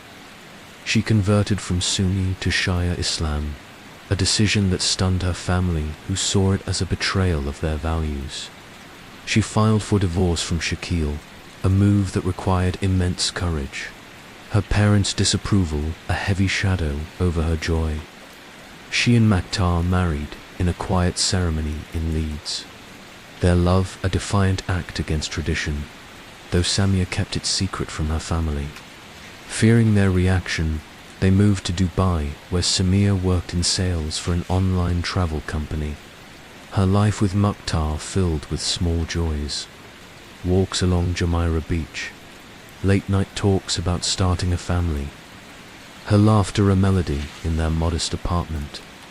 But her family's anger simmered, their calls laced with guilt, urging her to return to Pakistan to mend ties. Their disapproval a constant pressure she couldn't escape. Samia's decision to keep her marriage secret was born of fear. Her family's adherence to the cultural code a visit honor, a force that governed their lives. In Pandora, where reputation was paramount, her divorce and remarriage to a Shia man were seen as a stain on the family's standing, a dishonor that demanded correction. Her father, Chaudhry Mohammed Shait, a respected figure in both Bradford and Pandora, and her ex-husband Shakil nursed a grudge, their resentment fueled by the whispers of relatives in the village. In early July 2016, Imiaz called Sami, her voice urgent, claiming her father was critically ill, a heart condition leaving him near death. Samia, ever the beautiful daughter, booked a flight to Islamabad, her worry outweighing her unease. She confided in her friend Aisha, texting, "Pray I come back alive." Her words a chilling premonition of the danger awaiting her. On July 14th, she landed in Islamabad, the heat enveloping her as she traveled 90 miles to Pandora, a village of narrow lanes, mud brick homes, and mango orchards, where the air was thick with dust and the weight of tradition. Samia's arrival in Pandora was met with warmth, her family greeting her with embraces, their smiles masking a plan that had been set in motion. The village, nestled in Jalam district, was a world apart from Bradford, its rhythm dictated by prayer calls and family ties, its streets alive with the chatter of neighbors. Samia stayed in her family's home, a modest house with whitewashed walls and a courtyard shaded by a neem tree. Her days spent visiting relatives, her nights filled with conversations about her father's health, which seemed less dire than she'd been told. She texted Maktar daily, her messages cheerful but tinged with unease, his replies urging her to stay safe. Her mother, Imshaz, and sister Medaya were present, their warmth of comfort. But Shakil, who lived nearby, and her father, whose health appeared stable, were distant, their interactions strained. Sami, sensing tension, planned to return to Dubai early, her intuition warning her of something amiss, though she couldn't name it. The crime that would define the Samia Shahid case unfolded on July 20th, 2016, 6 days after her arrival. Its details pieced together from court documents in Jhelum District Court in the family's home. As the afternoon sun cast long shadows across the courtyard, Samia was alone with Shakil and her father, the rest of the household out visiting relatives. The confrontation, shrouded in secrecy, was sparked by Samia's defiance. Her divorce, her remarriage, her conversion to Shia Islam, all seen as betrayals of the family's honor. According to Abu Bakr, Deputy Inspector General of Police, whose investigation was reported by The Guardian, the murder was a premeditated and cold-blooded honor killing. Shakil, enraged by her choices, drugged her with sedatives slipped into her tea, rendering her defenseless, her body limp as she sat on a charoi in the bedroom. He then raped her, an act of domination confirmed by forensic evidence. The DNA, a damning link. With her father present, Shakil strangled her with her own dupatta, the scarf tightening round her neck as she fought for breath, her hands clawing at the fabric, her life slipping away in moments. Samia's body was found on the bedroom floor, her eyes open in a final moment of fear, her dupatta tangled around her throat, the scene staged to suggest a heart attack. Her family returning home claimed natural causes, their story delivered with practiced calm. Her body quickly prepared for burial in Pandora's cemetery, a quiet grave under a neem tree, but the lie unraveled swiftly. Maktar in Dubai grew frantic when Samia's phone went silent, his calls unanswered, his texts unread. He contacted Bradford police, his voice breaking as he explained her trip, her fears, her silence. He reached out to Nez Shaw, a local MP and family friend who wrote to Pakistan's Prime Minister Nawaz Sharif on July 25th urging an investigation. Her letter reported by The Independent citing an honor killing. The pressure amplified by Bradford's Pakistani community forced Pakistani authorities to act, their initial reluctance giving way to a full inquiry. The investigation, led by BH and the Punjab police, was meticulous, uncovering a trail of deceit. An autopsy ordered under international scrutiny revealed strangulation as the cause of death. Bruises on Samia's neck and sedative traces in her blood contradicting the heart attack claim. Forensic evidence, DNA from the rape, fibers from the dupatta, and Shakil's fingerprints on a teacup pointed to his guilt, while phone records showed coordination between him and Samia's father, suggesting complicity. An uncle and a local policeman accused of falsifying medical documents to support the heart attack story were arrested but later bailed. Shakil was detained on July 28th, his confession admitting to drugging and strangling Samia, though he claimed it was a moment of passion driven by her dishonor. Chaudhry Muhammad Shahed, held as an accessory, denied involvement. his role less clear but damning in the eyes of investigators who believed he sanctioned the act to restore family honor. The case exposed the grim reality of honor killings in Pakistan, where cultural norms sometimes clashed with legal reforms. Until 2016, such crimes could be mitigated by blood money laws, allowing families to pardon killers dragged through hell. Bradford's Pakistani community rallied, vigils lighting up Manningham, candles flickering outside Samia's family home, their tears a tribute to her vibrancy. In Pandora, the village was divided, some defending the family's honor, others condemning the crime. The shame casting a pall over the community, demanding accountability in a system often slow to act. The trial held in Jhelum District Court in 2018 was a media storm covered by media. The courtroom, a stark room with peeling paint, was packed with reporters, activists, and relatives. The air heavy with tension. Shakil, charged with murder and rape, stood defiant. His confession, a cornerstone of the prosecution's case, led by advocate Manaf.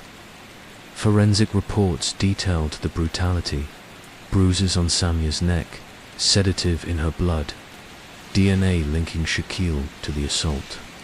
Mukhtar, unable to attend due to visa issues, testified via video, his voice breaking as he shared Sami's text to Aisha, "Pray I come back alive."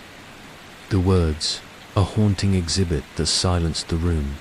Samia's father, charged as an accessory, was released on bail in December 2016, a decision that sparked protests in Bradford. The lack of direct evidence sparing him trial. He died in January 2018, his role unresolved, leaving Shakil as the primary accused. The defense argued Shakil's actions were impulsive, a cultural reaction to Samia's dishonor, claiming the sedative was meant to calm her, not kill. But the prosecution, bolstered by Boucher's findings, painted a picture of premeditation. The coordination between Shakil and Samia's father evident in their cause. The stage seen a calculated cover-up.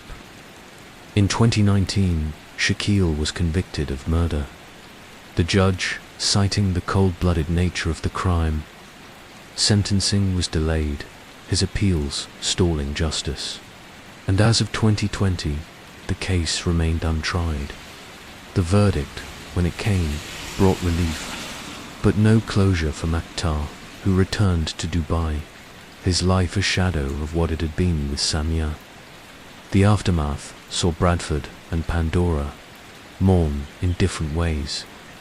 In Manningham, vigils lit up the streets, Samia's friends and neighbors leaving flowers at her family's home.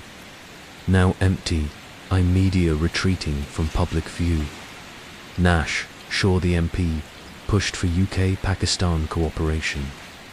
On Honor Killings Murdered for Love, Sami Shahid aired in 2018, which traced the case's impact. Its footage of Bradford's Camilit vigils, a testament to Samia's light in Pakistan. The case fueled reforms activists citing Sami death to demand stronger enforcement of the 2016 laws, their voices amplified by international pressure. By September 2025, the Samia Shahid case remains a wound, its scar visible in Bradford's quiet streets and Pandora's dusty lanes. Shakil, incarcerated in Jhelum, awaits final sentencing. His appeals, a lingering shadow. The legal delays a source of frustration for activists. Samia's grave under the neem tree in Pandora is tended by a cousin. Its simple marker a quiet reminder of her life. Mukhtar, now 35, visits Bradford yearly. His talks at community centres, a call to challenge honor-based violence.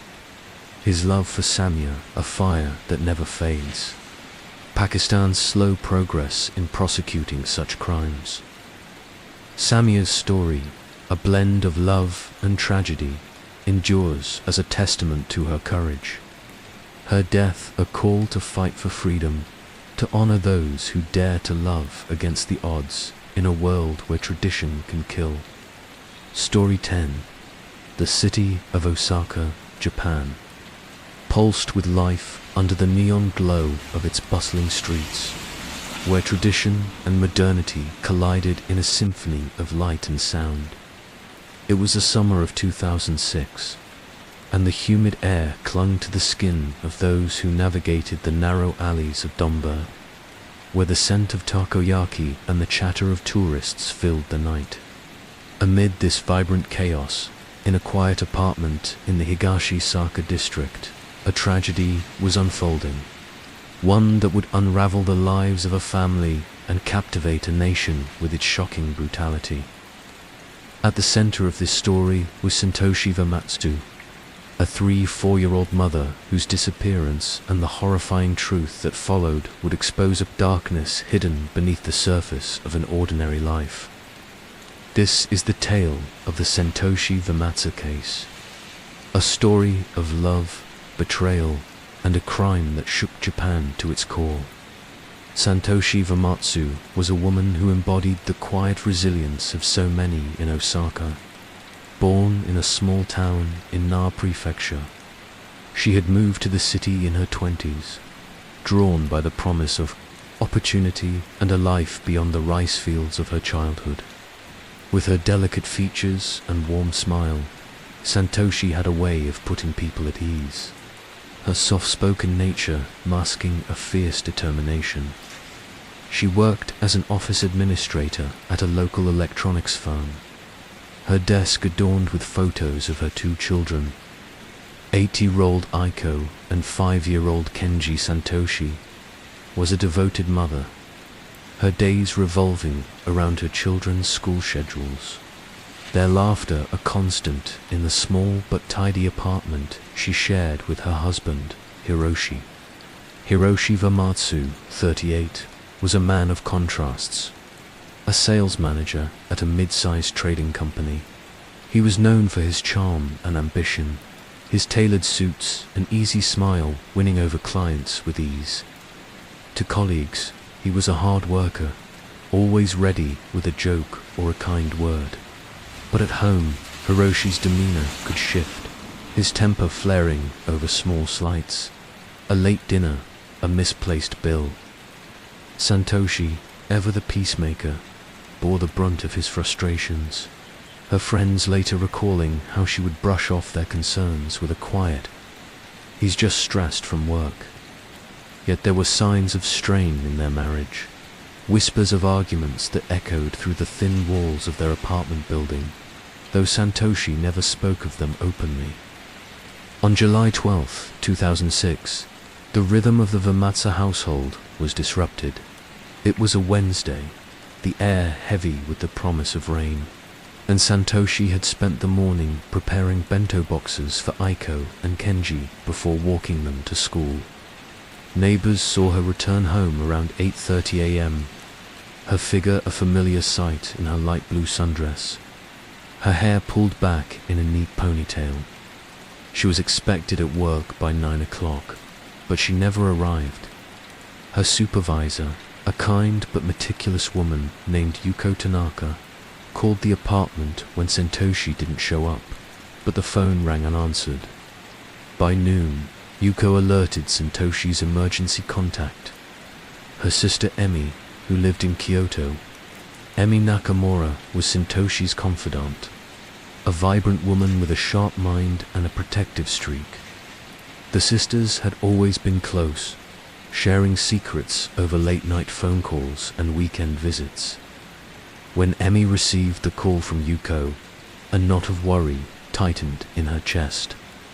She tried Santoshi's cell phone, but it went straight to voicemail. Emi called Hiroshi, who was on a business trip in Tokyo, or so he claimed. His voice was calm, almost detached, as he said he hadn't heard from Santoshi since the previous evening. She was fine when I left, he told Emmy, promising to return to Osaka that night. But something in his tone, a slight hesitation, a lack of urgency, set Emmy's nerves on edge. By evening, Emmy was in Osaka, standing in the Vamatsu apartment with a growing sense of dread. The space was eerily quiet, the children at a neighbor's house after school. Satoshi's purse sat on the kitchen counter, her keys and phone inside untouched. A half-finished cup of tea sat on the table, its surface clouded with neglect. Emmy noticed small details. A pair of shoes missing from the entryway, a drawer slightly ajar in the bedroom. She called the Osaka Prefectural Police, her voice trembling as she reported her sister missing. She wouldn't leave her kids, Emmy said, her words a plea as much as a statement. Something's wrong. The police response was swift, led by Detective Kenji Sido, a seasoned investigator with a reputation for dogged persistence. S was a wiry man with sharp eyes and a quiet intensity, his years on the force teaching him to trust his instincts. He arrived at the apartment with a small team, their presence a stark contrast to the stillness of the space. The absence of any sign of a struggle was puzzling. No blood, no broken furniture, no signs of forced entry. Yet, the untouched purse and phone suggested Soshi hadn't planned to leave. Stowe interviewed neighbors who recalled seeing Hiroshi's car, a silver Toyota sedan, parked outside the apartment late the previous night. Despite his claim of being in Tokyo, as the investigation unfolded, Osaka buzzed with concern. Missing person flyers appeared across.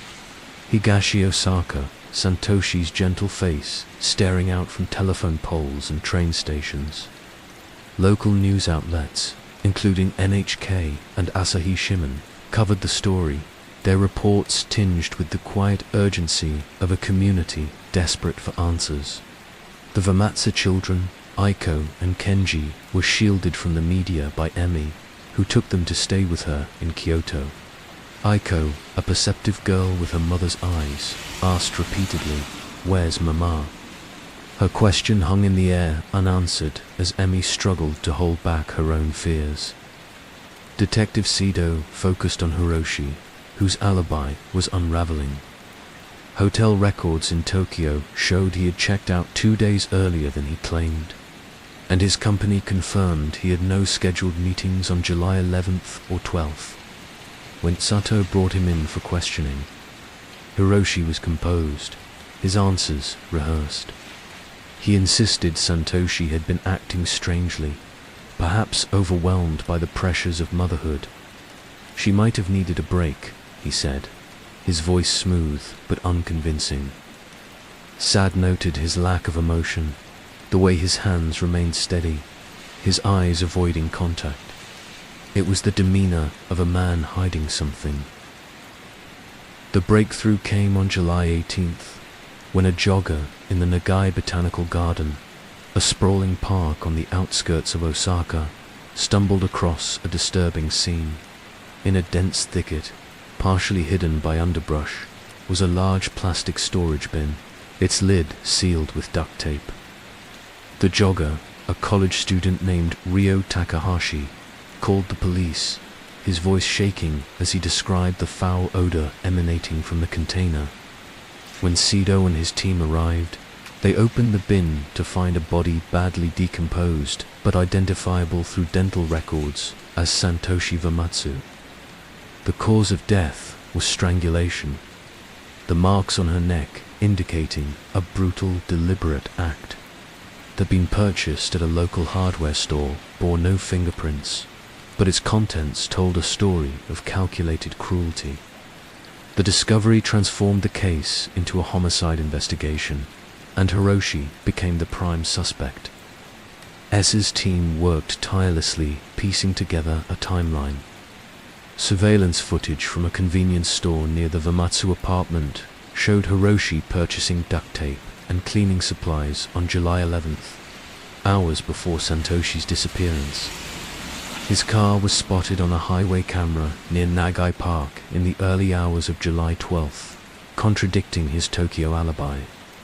Most damning was a search of the apartment conducted with a warrant which uncovered traces of Satoshi's blood in the bathroom, carefully cleaned but detectable under luminol. The evidence pointed to a crime committed in the home with Hiroshi as the orchestrator. Hiroshi was arrested on July 20th, 2006, charged with murder. The news sent shockwaves through Osaka, a city where violent crime was rare. Satoshi's family was devastated.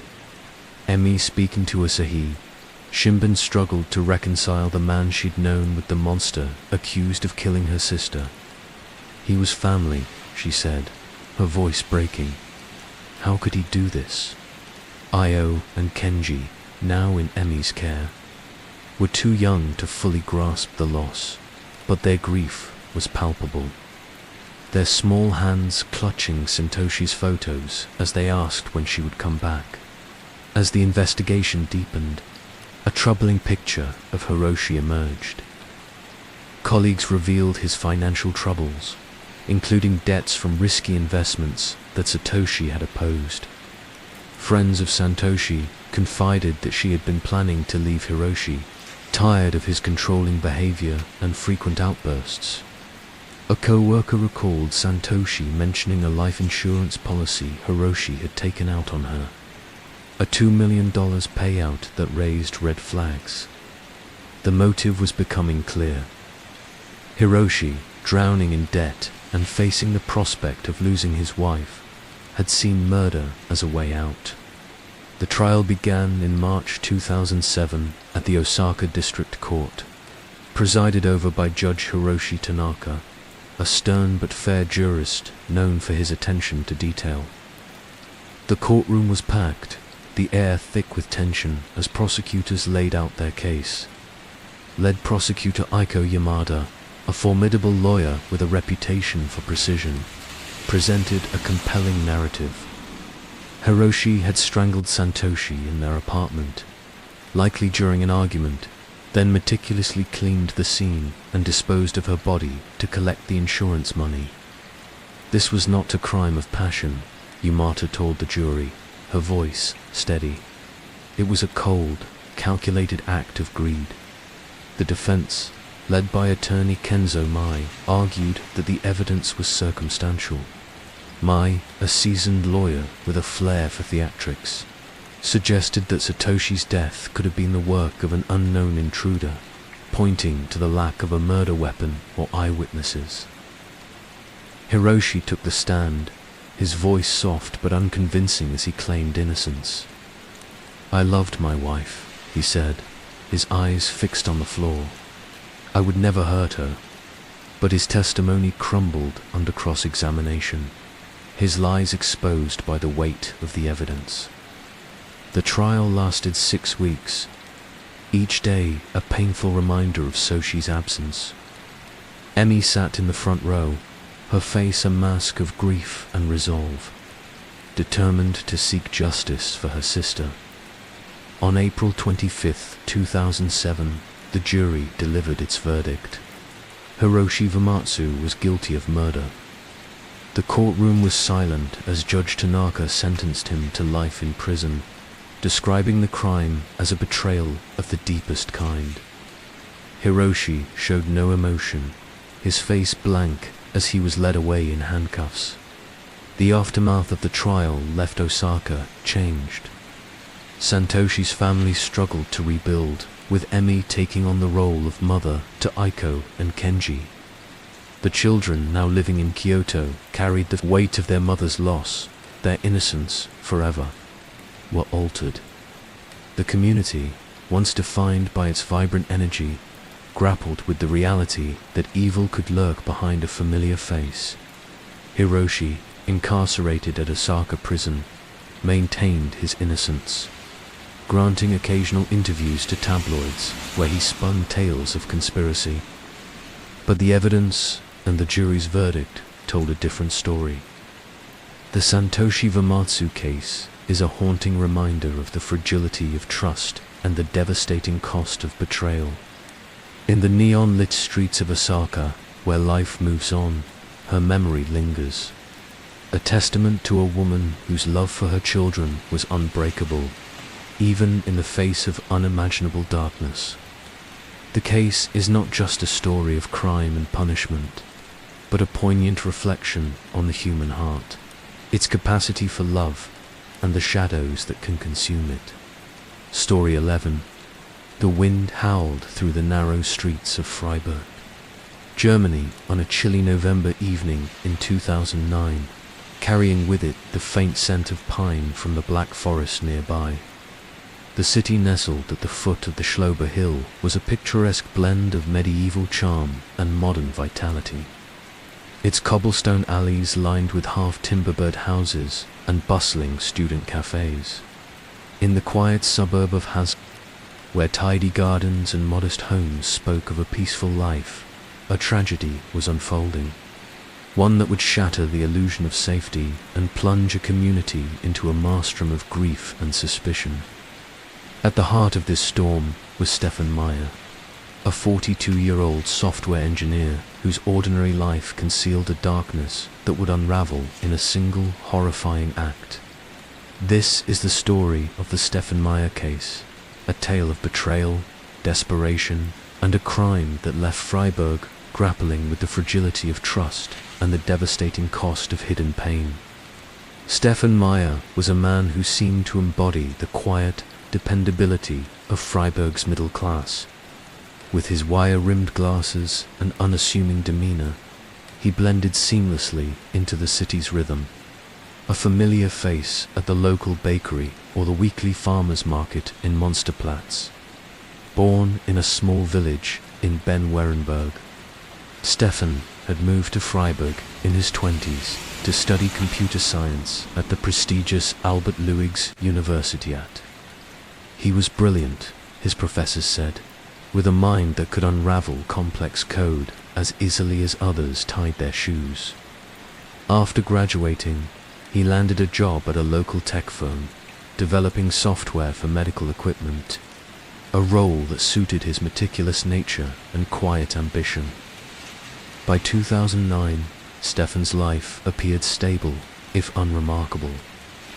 He lived in a modest two-story house on Haslocker Strasse with his wife Anna and their 2 children, 10-year-old Lucas and 7-year-old Sophie. Anna, 39, was a kindergarten teacher, her warm smile and gentle patience a perfect complement to Stefan's reserved nature. To neighbors, the Meyers were the picture of suburban contentment, Anna tending her rose garden, Stefan coaching Lucas's soccer team, the children's laughter echoing through the backyard. But beneath this facade, cracks were forming, invisible to those who saw only the surface. Anna was the heart of the family, her energy binding them together. She was a woman of quiet strength, her dark hair often pulled back in a loose bun, her eyes crinkling with warmth when she laughed. She loved her job, finding joy in the chaos of a classroom filled with 5-year-olds, and she doted on Lucas and Sophie, reading them bedtime stories and planning weekend hikes in the Black Forest. But friends noticed a change in Anna in the months leading up to November 2009. She seemed tired, her usual spark dimmed by a weight she wouldn't name. "It's just work," she'd say with a forced smile when pressed. But her best friend, Katron, sensed something deeper, a shadow that lingered in Anna's eyes. Stefan, too, was under strain, though he hid it well. His colleagues at the tech firm noticed he'd become more withdrawn, his focus slipping during meetings. He spoke less of his family, a departure from his usual stories about Lucas's soccer games or Sophie's latest art project. Financial records later revealed the source of his stress. Mounting debts from a failed investment in a tech startup coupled with a mortgage that stretched their budget thin. Stefan had always prided himself on providing for his family, But the pressure was mounting, and Anna's suggestion that they downsize their home had sparked heated arguments, their voices carrying through the walls late at night. On November 3rd, 2009, the fragile balance of the Maya household shattered. It was a Tuesday, the sky heavy with grey clouds that promised rain. Anna had spent the morning at the kindergarten, her laughter mingling with the children's as they painted autumn leaves. She returned home around noon to prepare lunch, expecting Stefan to join her after a morning at the office. The children were at school, their backpacks slung over chairs in the kitchen, a quiet reminder of the life they shared. But when Anna's sister, Lena, called the house that afternoon to confirm plans for a weekend visit, there was no answer. Lena, a nurse living in Munich, thought little of it at first. Anna was often busy with errands or grading papers. But when calls went unanswered into the evening, Lena's unease grew. By 8 p.m., Lena contacted the Freiburg police, her voice tight with worry. "Anna always picks up," she told the dispatcher. "Something's not right." Officer Markus Weber, a young but diligent policeman, was dispatched to the Haslocker Strasse house. The street was quiet, the only sound the rustle of leaves skittering across the pavement. Weber knocked on the door, its green paint gleaming under the porch light, but there was no response. A neighbor, Frau Schmidt, peered out from her window, her face pale as she told Weber she hadn't seen Anna all day, though Stefan's car had been in the driveway that morning. Weber and his partner, Officer Sabine Klein, entered the house with the help of a spare key from Frau Schmidt. Inside, the air was still, the silence oppressive. The living room was tidy, a half-finished puzzle on the coffee table, Sophie's crayons scattered nearby. But in the kitchen, Weber's flashlight caught a glint of something wrong. A smear of blood on the tile floor, partially cleaned, but unmistakable. Upstairs, in the master bedroom, they found Anna, her body lying on the floor, her dark hair matted with blood. She had been stabbed multiple times, the wounds brutal and precise, suggesting a frenzied attack. The room was otherwise undisturbed, the bed neatly made, Stefan's laptop open on the desk. The discovery sent shockwaves through. The police sealed off the house, its windows glowing with the eerie blue of police lights as neighbors gathered, whispering in disbelief. Anna Meyer, the beloved teacher, the devoted mother, was gone. The Freiburg Police Department, led by Chief Inspector Hans Keller, a grizzled investigator with a reputation for thoroughness, launched a homicide investigation. Keller was a man of few words, his weathered face a map of the cases he'd solved and those he hadn't. He stood in the Meyers' kitchen, his eyes scanning the bloodstain, and knew this was no random act. This was personal, he told his team, his voice low but certain.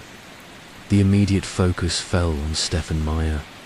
He was nowhere to be found, his silver Volkswagen Passat missing from the driveway. His phone was off, his office reporting he hadn't shown up for work. Keller's team interviewed neighbors who recalled hearing raised voices from the Meyer house the previous night, a common occurrence in recent months. Lena, devastated by her sister's death, arrived in Freiburg, her grief tempered by a fierce determination to find answers. She told Keller about Stefan's recent mood swings, his stress over money, and Anna's quiet confessions that their marriage was unraveling. She was going to leave him, Lena said, her voice trembling. "She told me last week." The investigation moved quickly. On November 5th, 2009, Stefan's car was found abandoned in a parking lot near the Freiburg Hauptbahnhof, the city's main train station. Inside, police found traces of Anna's blood on the passenger seat, along with a knife wrapped in a blood-soaked towel, later confirmed as the murder weapon. CCTV footage from the station showed Stefan purchasing a ticket to Hamburg on the morning of November 3rd, his face pale and drawn, a duffel bag slung over his shoulder. The footage was grainy, but there was no mistaking his glasses, his hunched posture, the look of a man on the run. Keller issued a nationwide alert, and the German media seized on the story, ran front-page headlines. Freiburg, mother slain, husband missing. The case gripped the nation, its details both shocking and intimate. A family man turned killer, a mother taken from her children. In Freiburg, the community rallied around Lucas and Sophie, now staying with Lena, their small faces etched with confusion and grief. The local church held a vigil, candles flickering in the shadow of the Freiburg Minster as mourners prayed for Anna's soul and justice for her killer. On November 7th, Stefan was apprehended in Hamburg, found hiding in a cheap motel under a false name. He offered no resistance, his eyes hollow as he was handcuffed and flown back to During questioning conducted by Keller in a stark interrogation room, Stefan was eerily calm, his voice flat as he recounted the events of November 3rd. He claimed the argument had started over money, as it often did.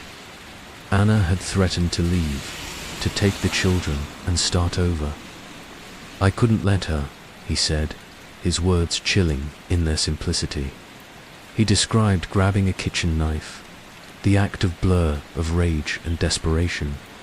Afterward, he'd cleaned the house, driven to the train station, and fled, hoping to disappear. The evidence was overwhelming.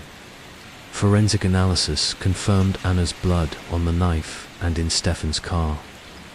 Neighbors testified to the couple's escalating arguments, and financial records revealed Stefan's debts, including a $200,000 loan he'd hidden from Anna, a life insurance policy on Anna, taken out 6 months earlier, suggested a possible motive, though Stefan denied planning the murder for financial gain.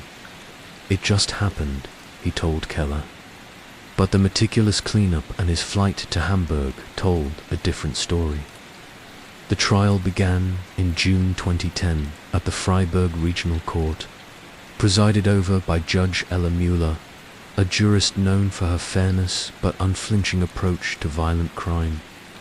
The courtroom was packed, the air heavy with anticipation. Prosecutor Anna Schmidt, a sharp-witted lawyer with a knack for storytelling, laid out a compelling case. Stefan had killed Anna in a premeditated act driven by financial desperation and fear of losing his family.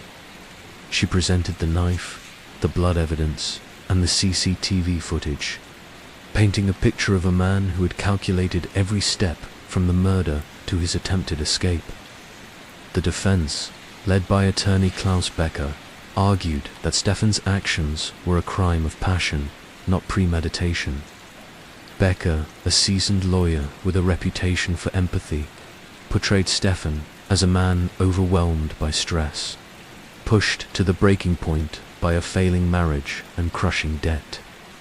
Stefan took the stand, his voice breaking as he spoke of his love for Anna and his regret. "I didn't mean to hurt her," he said, tears streaming down his face. But his words rang hollow against the brutality of the crime, and the jury's faces remained impassive. The trial lasted for weeks, each day a painful reminder of Anna's absence. Lena sat in the front row, clutching a photo of her sister, her grief a quiet force in the courtroom. Lucas and Sophie, shielded from the proceedings, stayed with their grandparents in Munich, their lives forever altered. On July 15, 2010, the jury delivered its verdict. Stefan Meyer was guilty of murder. Judge Mueller sentenced him to life in prison, describing the crime as a profound betrayal of trust. Stefan showed no emotion, his gaze fixed on the floor as he was led away. The aftermath of the trial left Freiburg scarred. Anna's family struggled to heal, with Lena taking on the role of mother to Lucas and Sophie. The children, grappling with the loss of both parents, one to death, the other to prison, found solace in small routines like painting with Lena or kicking a soccer ball in the park. Freiburg, a city that prided itself on its peace, grappled with the reality that such horror could unfold in its midst. Stefan, incarcerated at Mannheim prison, faded from public view, his name a footnote in a tragedy that defined a community. The Stefan Meyer case is a haunting reminder of the fragility of the human spirit, the weight of unspoken burdens, and the devastating consequences of a moment's rage. In the quiet streets of Freiburg, where the Black Forest whispers its ancient secrets, Anna's memory lingers, a testament to a woman whose love for her children was unbreakable, even in the face of unimaginable betrayal. The case is not just a story of crime and punishment, but a poignant reflection on the shadows that can lurk behind a familiar face and the enduring strength of those left to carry on. Story 12. The autumn wind whispered through the golden fields of Bannock County, Idaho, on a quiet September evening in 2006, carrying the faint scent of sagebrush and the promise of cooler days. In the small town of Pocatello, where the rolling hills met the endless sky, life moved at a gentle pace. The kind of place where neighbors left their doors unlocked and teenagers gathered at the local diner to share milkshakes and dreams. But on September 22, 2006, in a house on Whispering Cliffs Drive, a darkness descended, one that would shatter the innocence of a community and leave a scar that time could not heal. At the center of this tragedy was Cassie Jo Stoddard, a 16-year-old girl whose bright spirit and quiet strength made her a beloved daughter, friend, and sister. This is the story of the Cassie Jo Stoddard case, a chilling tale of friendship betrayed, youth corrupted, and a crime that exposed the fragility of trust in a small town. Cassie Jo Stoddard was the kind of girl who left an impression, not through loud gestures, but through the warmth of her presence. With her chestnut hair and wide, expressive eyes, she had a smile that could light up a room, a quiet confidence that drew people to her. A junior at Pocatello High School, Cassie was a straight-A student, her notebooks filled with neat handwriting and doodles of stars. She loved art, often sketching landscapes of the Idaho hills, and dreamed of becoming a veterinarian, her gentle nature perfectly suited to caring for animals. To her family, her parents Brent and Allison, and her younger brother Andrew, Cassie was the glue that held them together, her laughter a constant in their modest home on the edge of town. Pocatello was a place where everyone knew everyone, its 50,000 residents bound by a shared sense of community. Cassie's life revolved around school, her part-time job at a local pet store, and her close-knit group of friends. Among them were Matt Beckham, her 16-year-old boyfriend, and two classmates, Tori Adam Chick and Brian Draper, both 16. Matt was a lanky boy with a shy smile, his devotion to Cassie evident in the way he carried her books or waited for her after class. Tori and Brian, on the other hand, were an odd pair, best friends since childhood. They shared a fascination with movies, particularly horror films, and often talked about becoming filmmakers.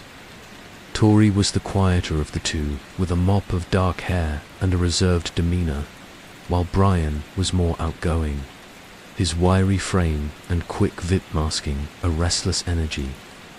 To outsiders, the four teenagers seemed typical, hanging out at the mall, joking about teachers planning weekend adventures. But beneath the surface, tensions simmered. Tori and Brian had grown increasingly obsessed with the darker side of their cinematic dreams. Inspired by films like Scream and the Colleen Massacre, which they referenced in hushed conversations, Cassie, ever trusting, saw them as friends, unaware of the twisted fantasies taking root in their minds. Matt, more perceptive, had begun to feel uneasy around Tori and Brian, sensing their behavior was becoming erratic, but he brushed it off as teenage quirks, not wanting to upset Cassie. On that fateful Friday, September 22nd, 2006, Cassie was house-sitting for her aunt and uncle, Allison and Frank Contreras, at their home on Whispering Cliffs Drive, a secluded property surrounded by open fields. The house was a modern two-story, its large windows offering views of the distant mountains, a perfect retreat for the Contreras family and their 3 dogs, which Cassie had agreed to care for while they were out of town. She invited Matt over to keep her company, and they planned a quiet evening of watching movies and ordering pizza. The solitude of the house, far from Pocatello's main streets, felt cozy to Cassie, a chance to play grown-up while caring for the animals she loved. Around 6 p.m., Tori and Brian showed up unexpectedly, their arrival unannounced, but not unwelcome. Cassie, always hospitable, invited them in, and the 4 settled in the living room, the glow of the TV casting flickering shadows across the walls. They watched a horror movie, laughing and joking, though Matt later recalled an odd tension in the air. Brian's nervous energy, Tori's unusual silence. After about an hour, Tori and Brian announced they were leaving to catch a late showing at the local theater. They hugged Cassie goodbye, their footsteps echoing on the gravel driveway as they left. Matt stayed a bit longer, reluctant to leave Cassie alone. But around 1000 p.m., he too headed home, promising to call her later. He kissed her goodnight, unaware it would be the last time he saw her alive. The next morning, September 23rd, Allison Contreras returned home and found the house eerily quiet. The dogs were restless, pacing near the basement door, and the air felt heavy, as if the house itself held its breath. Allison called out for Cassie, her voice echoing unanswered. As she descended the basement stairs, her heart sank. There, on the cold concrete floor, lay Cassie, her body lifeless, surrounded by a pool of blood. She had been stabbed 29 times. The wounds a brutal testament to the violence that had taken her life. Allison's scream shattered the silence, and she stumbled outside to call 911, her hands trembling as she dialed. The Bannock County Sheriff's Office responded swiftly, led by Deputy Sheriff Karen Hall, a seasoned investigator with a reputation for compassion. Hall arrived at the scene, her boots crunching on the gravel as she surveyed the house. The basement was a horrific tableau. Cassie's body, clad in her favorite black sweater and jeans, lay near a couch, her sketchbook open to a half-finished drawing of a dog. There were no signs of forced entry, no fingerprints, no obvious clues. But the sheer brutality of the attack suggested a personal motive. Holt's heart ached as she looked at Cassie, a girl who could have been her own daughter, and she vowed to find the killer. The news of Cassie's murder spread like wildfire through Pocatello, shattering the town's sense of safety. The newspapers ran a front-page story, and local TV stations broadcast images of the Whispering Cliffs house, now cordoned off with yellow police tape. Cassie's family was devastated. Brent, a quiet man who worked as a mechanic, collapsed in grief, while Allison, a school secretary, clung to Andrew, their 13-year-old son, who struggled to process the loss of his big sister. The community rallied, holding vigils at Pocatello High School, where students left flowers and notes at Cassie's locker, their tears a silent tribute to a girl who had touched so many lives. Hall and her team worked tirelessly interviewing Cassie's friends and family. Matt was the first to be questioned, his grief palpable as he recounted the events of September 22nd. He mentioned Tori and Brian's visit, noting their abrupt departure, and his voice broke as he admitted he should have stayed with Cassie. Holt's instincts sharpened when she spoke to Tori and Brian, who were brought in separately on September 24th. Both boys seemed nervous, their stories rehearsed.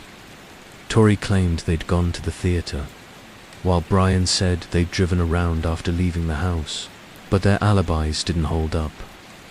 The theater had no record of their attendance, and a gas station clerk reported seeing them near Whispering Cliffs Drive around midnight.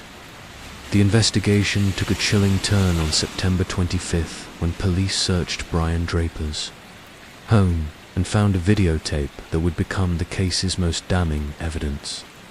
The tape recorded by Brian and Tori captured their planning and execution of Cassie's murder, a horrifying document of their descent into darkness. In grainy footage, they discussed their obsession with horror movies, referencing the Colleen killers as inspiration. They spoke of wanting to make history, their voices a mix of bravado and nervousness. The tape showed them at the Whispering Cliffs house earlier that evening, laughing as they unlocked a basement door to ensure easy re-entry. After leaving Cassie and Matt, they filmed themselves in a car, giggling about their plan to return and scare Cassie. The final clips recorded after the murder showed them driving away, Brian's voice shaking as he said, "We just killed Cassie. I stabbed her in the throat." Story 12. The tape was a gut punch to the investigators. Hall, who had seen her share of violent crimes, felt a chill as she watched the boys' casual cruelty, their lack of remorse. The evidence was irrefutable. Along with the tape, police found a knife sheath in Tori's bedroom stained with Cassie's blood and a pair of gloves hidden in Brian's car, also bearing traces of her DNA. The boys were arrested on September 26th, charged with first-degree murder and conspiracy. The arrest stunned Pocatello, where Tori and Brian were known as quirky but harmless teens. Their yearbook photos a stark contrast to the monsters revealed on the tape. The trial began in April 2007 at the Bannock County Courthouse, a modest brick building that became the epicenter of the town's grief. The courtroom was packed with Cassie's family sitting in the front row, their faces etched with pain. Prosecuting attorney Mark Hedman, a veteran lawyer with a steady presence, presented a meticulous case, playing the videotape for the jury. The footage was devastating. Gasps filled the courtroom as the boys' voices echoed, their callous laughter a knife to the heart of everyone present. Hedman argued that the murder was premeditated, a twisted fantasy brought to life by two boys who craved infamy. They wanted to be famous, he told the jury, his voice heavy with disgust. They took Cassie's life to make a name for themselves. Tori and Brian were tried separately, each defense team attempting to shift blame. Tori's attorney, Greg Levitt, argued that his client was a follower manipulated by Brian's dominant personality. Brian's lawyer, David Martinez, claimed the opposite, portraying Brian as a troubled teen swept up in Tori's scheme. Both boys took the stand, their voices trembling as they expressed remorse, but their words felt hollow, overshadowed by the tape's chilling evidence. The juries deliberated for mere hours before delivering guilty verdicts on April 17th for Tori and April 24th for Brian. Judge Robert Naff sentenced both to life without parole, calling the crime heinous and beyond comprehension. The aftermath of the trial left Pocatello forever changed. Cassie's family struggled to find peace, their home now a shrine to her memory with her sketches framed on the walls. Matt, haunted by guilt, left Pocatello for college, carrying Cassie's memory with him. Tori and Brian, incarcerated at the Idaho State Correctional Institution, faded into obscurity, their dreams of fame replaced by the reality of life behind bars. The community, once defined by its small-town trust, locked its doors a little tighter, its innocence lost to a crime that defied understanding. The Cassie Joe Stoddard case is a haunting reminder of the darkness that can lurk in the hearts of youth, the fragility of friendship, and the enduring pain of a life taken too soon. In the quiet fields of Pocatello, where the wind still whispers through the sagebrush, Cassie's spirit lingers, a testament to a girl whose light was extinguished, but whose memory burns bright, a beacon of love in a town forever marked by her loss. Something's not right. Officer Marcus Weber, a young but diligent policeman, was dispatched to the Haslock-Estasa house. The street was quiet, the only sound the rustle of leaves skittering across the pavement. Weber knocked on the door, its green paint gleaming under the porch light, but there was no response. A neighbor, Frau Schmidt, peered out from her window, her face pale as she told Weber she hadn't seen Anna all day, though Stefan's car had been in the driveway that morning. Weber and his partner, Officer Sabine Klein, entered the house with the help of a spare key from Frau Schmidt. Inside, the air was still, the silence oppressive. The living room was tidy, a half-finished puzzle on the coffee table, Sophie's crayons scattered nearby. But in the kitchen, Weber's flashlight caught a glint of something wrong. A smear of blood on the tile floor, partially cleaned, but unmistakable. Upstairs, in the master bedroom, they found Anna, her body lying on the floor, her dark hair matted with blood. She had been stabbed multiple times, the wounds brutal and precise, suggesting a frenzied attack. The room was otherwise undisturbed, the bed neatly made, Stefan's laptop open on the desk. The discovery sent shockwaves through.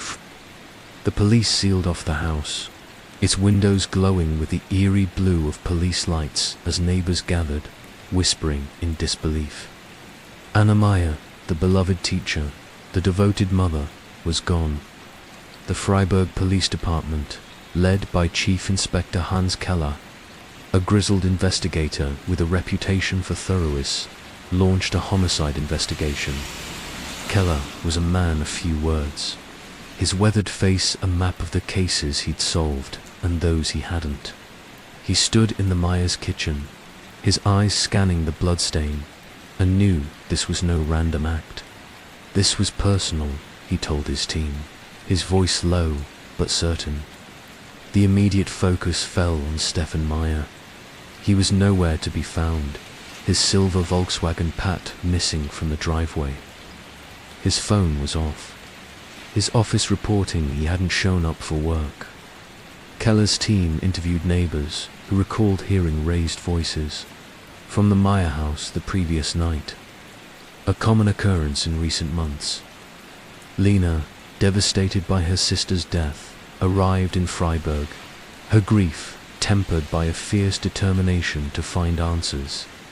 She told Keller about Stefan's recent mood swings, his stress over money, and Anna's quiet confessions that their marriage was unraveling. She was going to leave him, Lena said, her voice trembling. She told me last week. The investigation moved quickly. On November 5th, 2009, Stefan's car was found abandoned in a parking lot near the Freiburg Hauptbahnhof, the city's main train station. Inside, police found traces of Anna's blood on the passenger seat, along with a knife wrapped in a blood-soaked towel, later confirmed as the murder weapon. CCTV footage from the station showed Stefan purchasing a ticket to Hamburg on the morning of November 3rd, his face pale and drawn, a duffel bag slung over his shoulder. The footage was grainy, but there was no mistaking his glasses, his hunched posture, the look of a man on the run. Keller issued a nationwide alert, and the German media seized on the story, ran front-page headlines. Freiburg, mother slain, husband missing.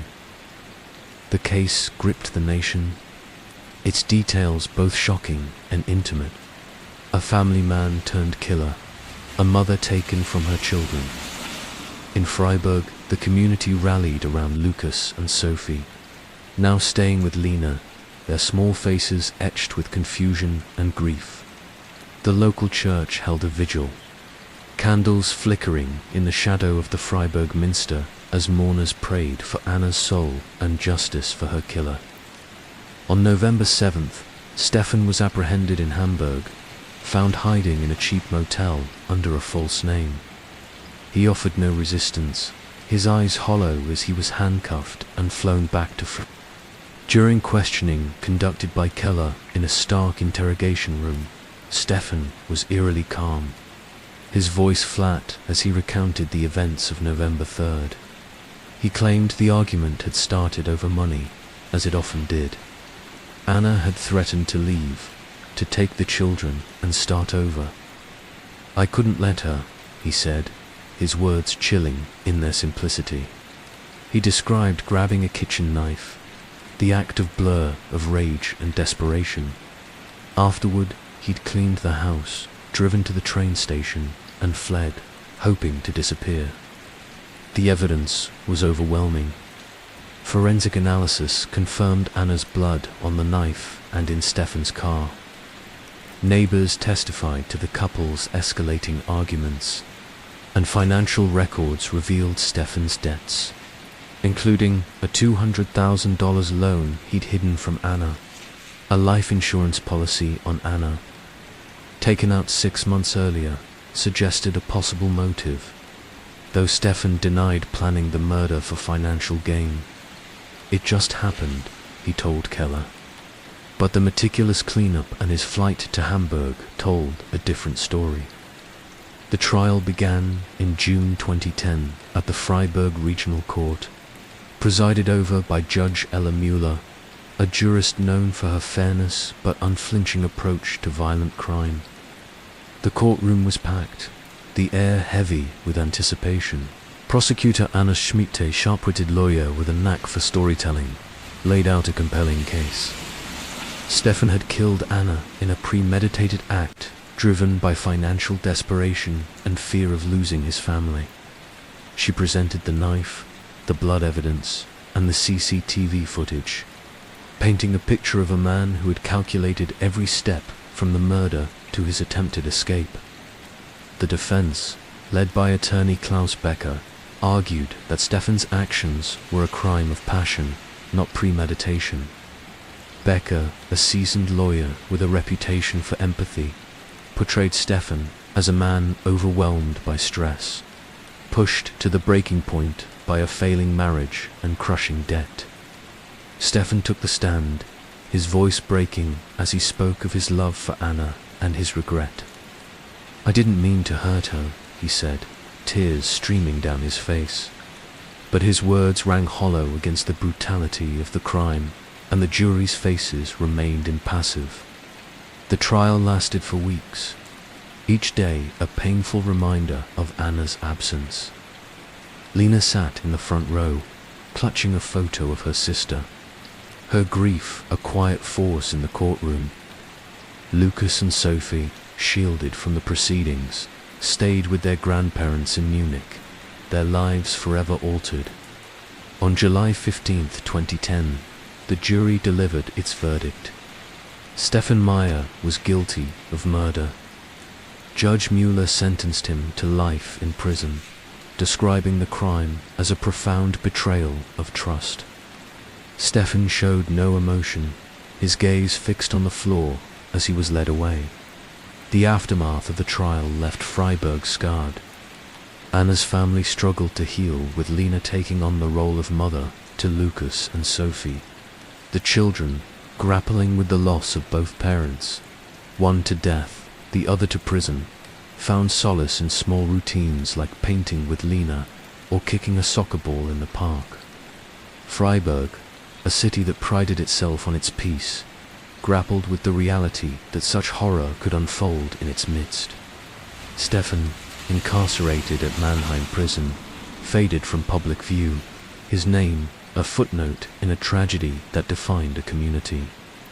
The Stefan Meyer case is a haunting reminder of the fragility of the human spirit, the weight of unspoken burdens, and the devastating consequences of a moment's rage. In the quiet streets of Freiburg, where the Black Forest whispers its ancient secrets, Anna's memory lingers, a testament to a woman whose love for her children was unbreakable, even in the face of unimaginable betrayal.